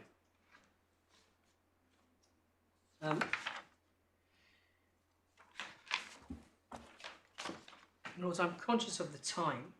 Can I ask what time are you sitting till today? Well, we normally rise at 4:15, and I think given we're not short of time on this appeal, I wasn't proposing to go on long after that. Obviously, if you're in the middle of a submission, we can sit for a little later. But thank you. So hopefully the court has my submissions on why we say the FTT got it wrong. In relation to the Upper Tribunal, the Upper Tribunal set out a number of principles. And it may be helpful if I just start by going to the decision.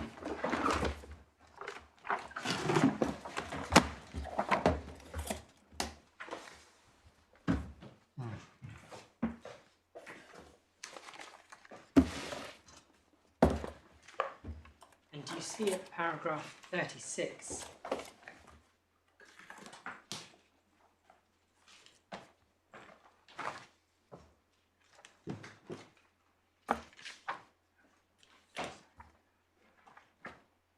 Sorry, core bundle tab 8. Yes, so slightly inconveniently, the heading for paragraph 36 is on the previous page, and it's mutuality of obligation. Oh, yes. Thank you.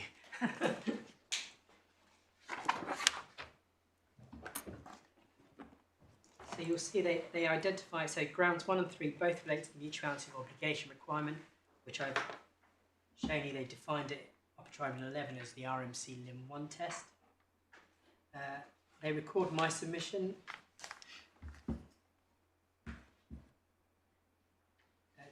They say that they saw the argument as giving rise to the following two questions of law: whether, aside from the fact that the services must be provided personally, the requirement of mutuality of obligation is relevant only to the question whether there is a contract of any kind, and is of no assistance in determining whether the contract is an employment contract or a contract for services. And 2, whether the required content of the relevant obligations is merely that they be sufficiently work-related, and in particular, whether it is unnecessary that the employer commits to provide work or payment in lieu of work, or that the individual commits to accept work. Now, so the first issue goes to the role of the RMC Lim 1 requirement. Is the requirement of the irreducible minimum obligation, what's its relevance in distinguishing between a contract of and for service? And then second question is, what's the content? What does it require? And you will see what the tribunal does is that because they find that the role, they answer question 1 as being, it in fact has a critical role in delineating a contract of service from a contract for service. That leads them then to enlarge upon or look for a more detailed requirement at the first stage than in fact there is. You'll see at paragraph 38, they record my submission. You see they've got Stevenson and Delphi Diesel, which is Miss Justice Elias. So again, as I say, I was relying on the same paragraphs. Paragraph 40, importantly, do you see they say in Cotswolds Developments Construction Limited and Williams, the EAT, Miss Justice Langstaff, took a different view. Now, and then do you see the last sentence? In the EAT, the focus was on whether there was an overarching contract and not therefore on whether each engagement constitutes a separate contract of employment. So 2 problems there. 1, Mr. Justice Langstaff did not take a different view, and he confirms that he did not take a different view in 2 later cases that we cite in our skeleton argument. Indeed, in one of them he says he sees entirely eye to eye with Elias, Mr. Justice Elias, in paragraph 13. But the second point I wanted to make is you can already see the error that they're falling into, because they're relying on an overarching contract case.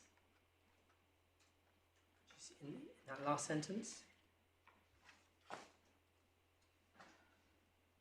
Paragraph 41, again to see the error, where they get this point that mutuality is important in distinguishing a contract of employment from self-employment. You'll see in paragraph 41 is paragraphs 47 to 48 of Miss Justice Langstaff in Cotswolds. But when you read that paragraph, the important point that the Upper Tribunal has overlooked is that the definition of employment for unfair dismissal purposes or ERA purposes, and the definition of employment for discrimination purposes is different. The definition of employment for Equality Act discrimination purposes is extended and includes individuals who would be self-employed. Also, and you see the same mistake in one of the other paragraphs he refers to, because in that other paragraph it talks about an entitlement to holiday pay, and the key point there is that a worker is entitled to holiday pay. And so, just taking that point in paragraph, so this is page 13 of the decision, do you see it's paragraph 47 cited? Mutual obligations are necessary for there to be a contract at all. If there is a contract, it is necessary then to determine what type of contract it is. If it is a contract of employment, consequences will follow of the greatest significance, not only in terms of whether the employee is entitled to and the employer is subject to those rights and duties conferred by statute upon employees and employers alike, but also common law considerations.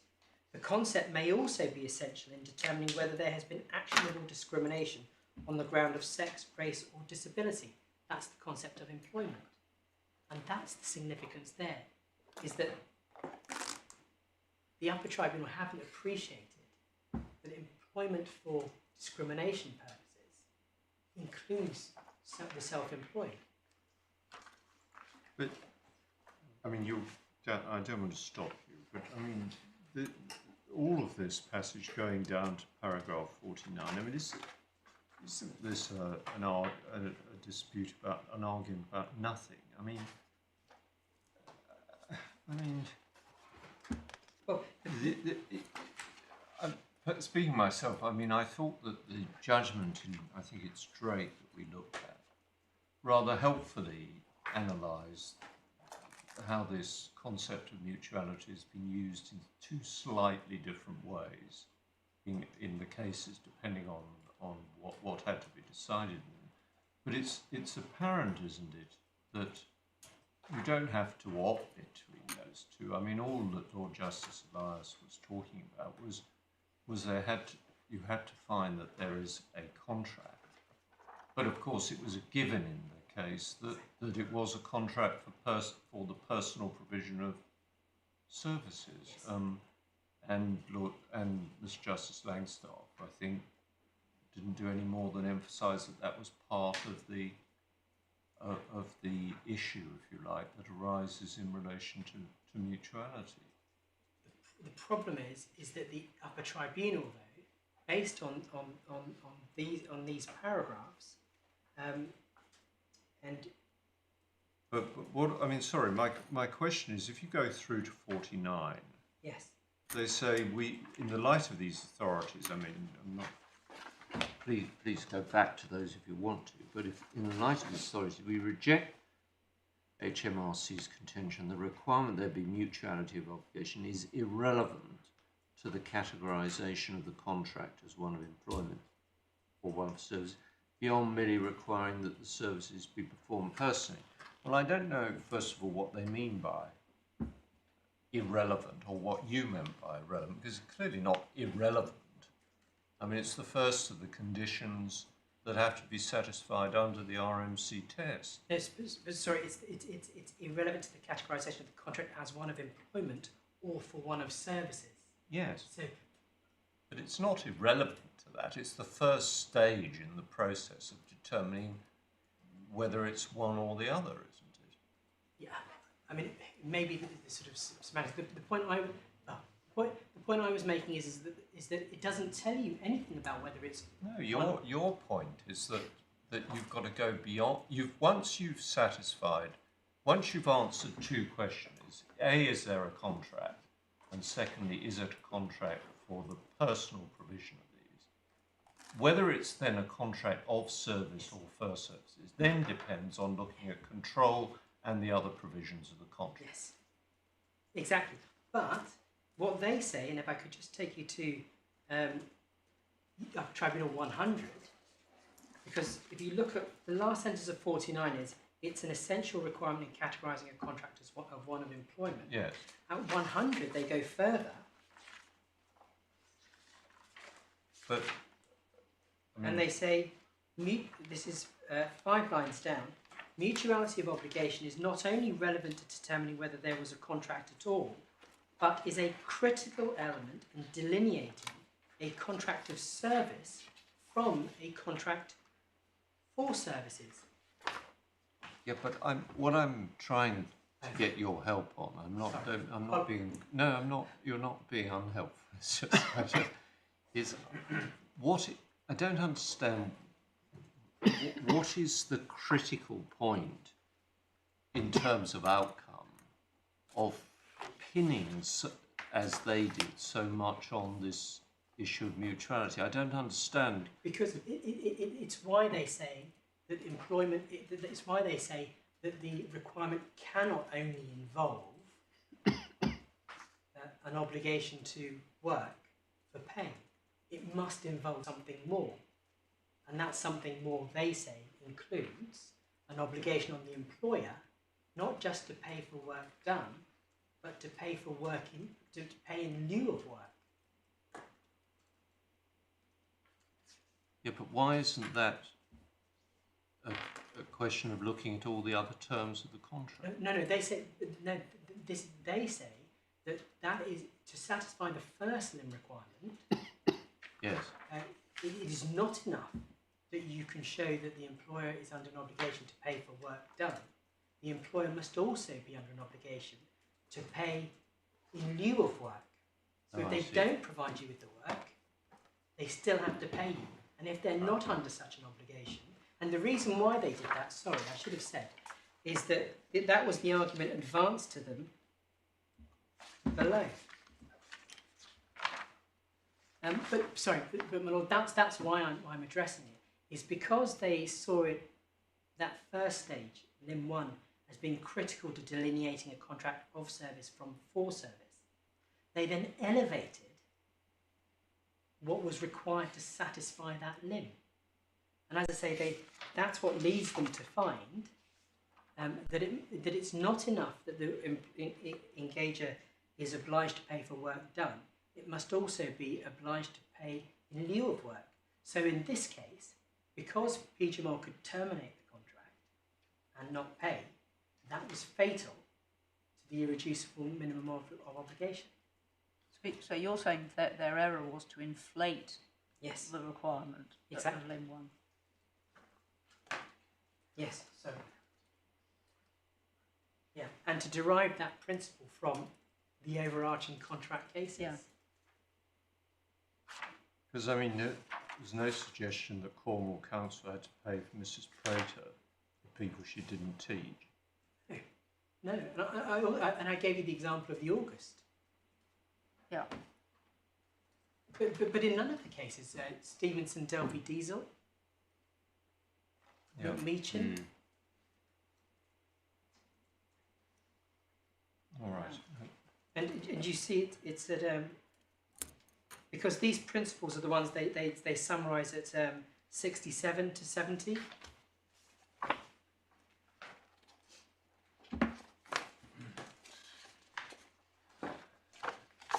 So if we start with 68.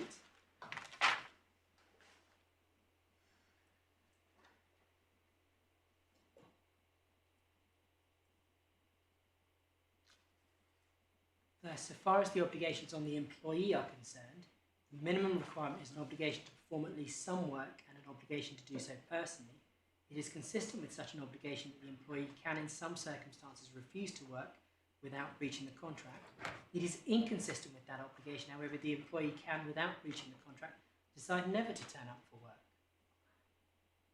And so we say that's wrong for all of the cases that I've taken you to before. And you see the reliance on weight watch. So the reliance is on an overarching contract case, Cotswolds, and a substitution case, Weight Watchers. Second, and Yeah, it's 69 that really is the point you're just making. yes, isn't it? exactly. insufficient to constitute an employer if the only obligation is to pay for work if and when it is actually done. Yeah, and it's based on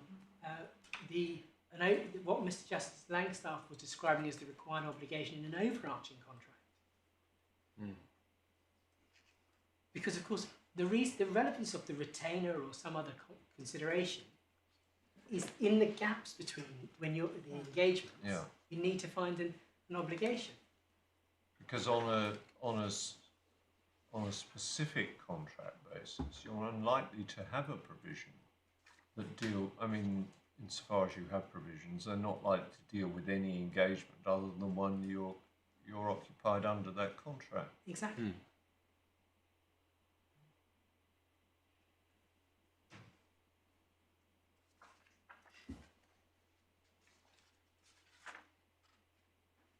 And the cases that are being relied upon here, we haven't actually looked at. That's not necessarily a criticism. It may be you're preferring to comment on them in reply in due course. We haven't looked at Cotswold or Weight Watchers, or indeed at Clark, which are the three cases so far which are being relied on as providing support for this analysis. Yeah. So when you see, we consider this to be the bettering of the judgments in Clark. Yes. So that is an overarching. Do you recall these are the case Clark, Carmichael, Stevedoring are exactly the cases that Lord Justice Mummery distinguished in Prater on the basis they were overarching contracts. Yes. And inappropriate to apply them to individual contracts. In McMeechan, the Court of Appeal also highlighted the dangers of that. Yes. Yes, sorry, I'd forgotten that Clark was an overarching. I mean, we've had references to it, haven't we? As was Nethermere. Do you see, including the passage cited in it from Nethermere? Yes, Nethermere also an overarching contract case. Cotswolds is an overarching contract case. Eustech is an overarching contract case. Thank you. And Weight Watchers is a substitution case. Yes. Yeah. And they interpret Prater, this is 64, rather more narrowly than. Exactly. Mm.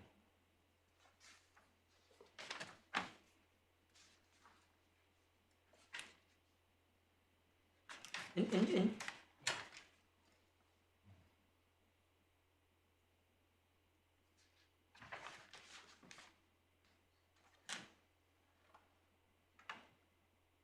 So a strange way of summarising the decision in Prater. yeah. We do not accept the Court of Appeal's discussion of mutuality. Can I just put it in context? If you look at paragraph 50,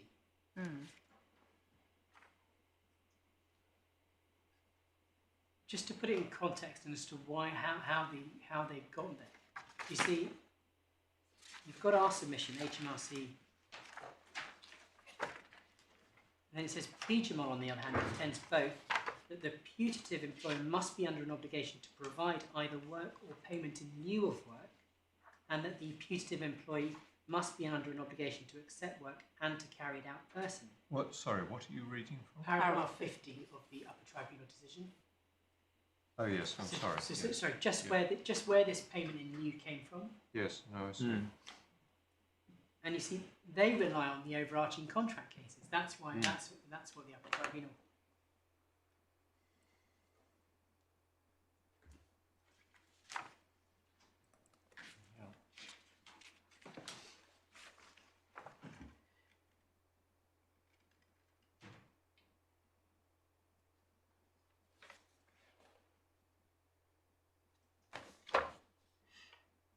And just remind me, in Prater there wasn't an overarching.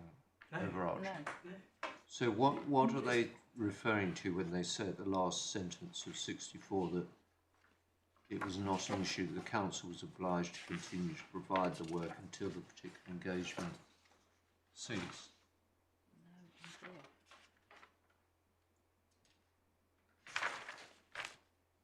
Do they mean by the work mean the engagement or the teaching engagement in relation to that particular pupil?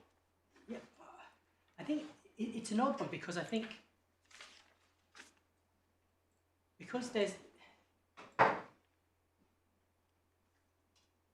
they're contrasting it with our case because they see the termination clause as making it some way of changing it. I mean, it's very difficult to know what.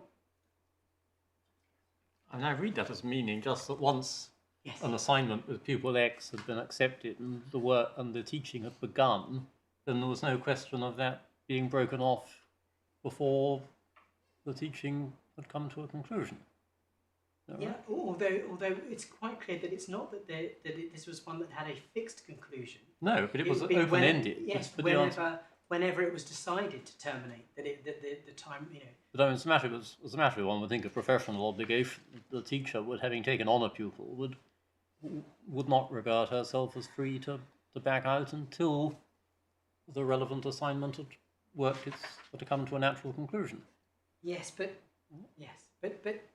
in any event, again, it's the danger here is that they are looking for something that's more than the undertaking at the point of, that's the undertaking that each party enters into at the point of entering into. I mean, Frank, you could say "so what" to comments like that. Yes. With respect, yes. I mean, you put it rather bluntly.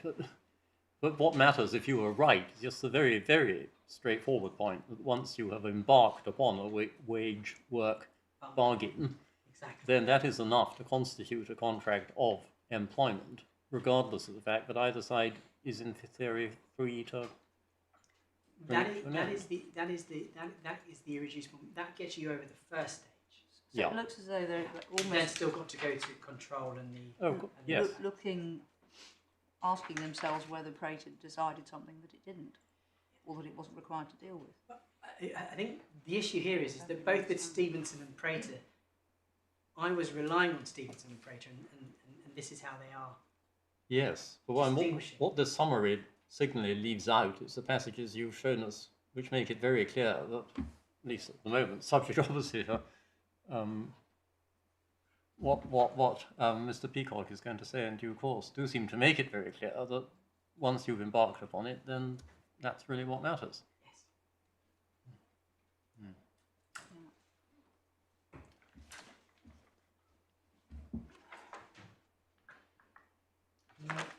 Can I just think?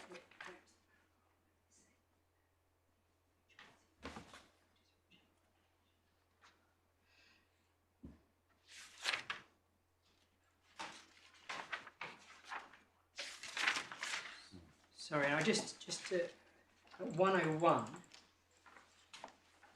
of the Upper Tribunal's decision. Oh, sorry, I think I've taken you to that already. But that was the one where they rejected my submission that the statements of principle as to what is necessary to establish mutuality of obligation sufficient to found an employment relationship in the cases we refer to in section E above, which we've just looked at, are inapplicable to the individual contracts merely because the cases themselves involved longer term or overarching contracts. The principles are of general application, and it is a bald assertion. Yeah. There's no citation of any authority for that proposition. And as I hope I've given you, there are a number of authorities which say the opposite. And then do you see 102? In any event, the analysis of Miss Justice Elias is inapposite on the facts of this case, where it is common ground that the period of each individual contract extends beyond the time that the referee is actually working in the sense of refereeing the match.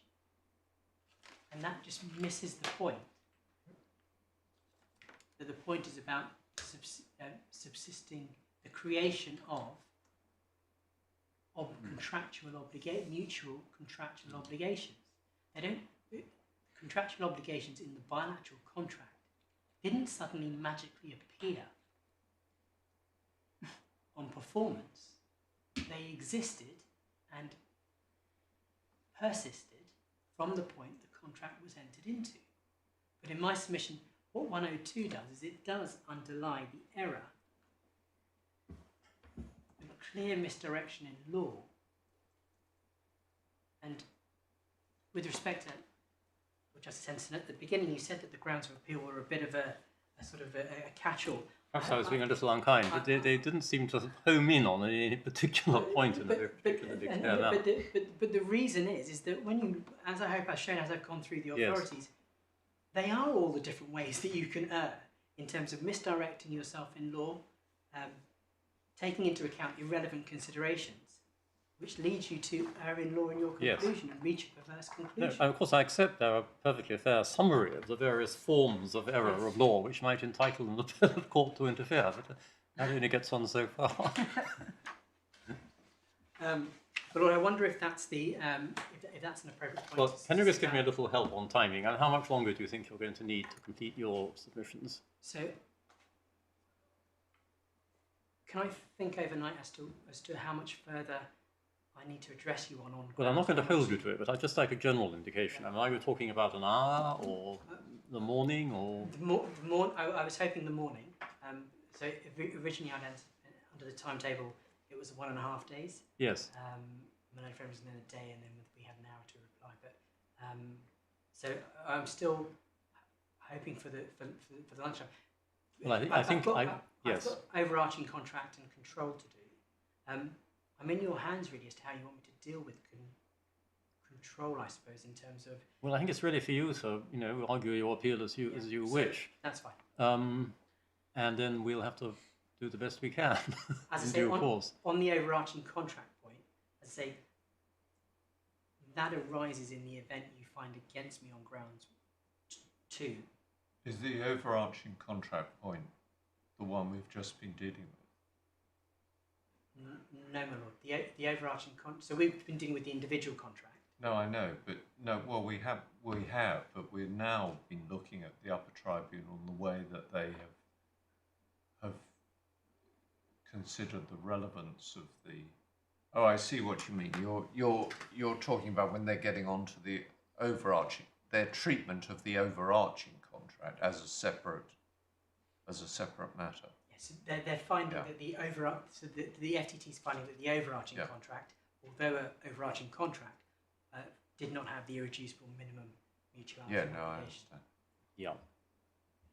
But as I say, can I just raise this point?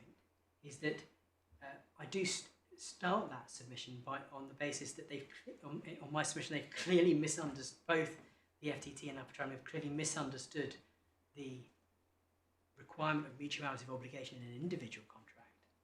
The Upper Tribunal have found they've misdirected themselves in respect of control. So it's not that we're starting from as it were, a standing start, a neutral start. But anyway. Yes.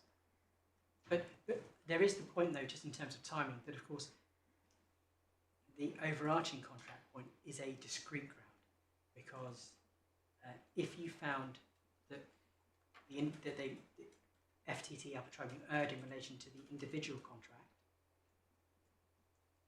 and if you rejected the respondent's notice on control, that is sufficient for my purposes. Yes, I understand that. So you don't need to succeed on the overarching contract point.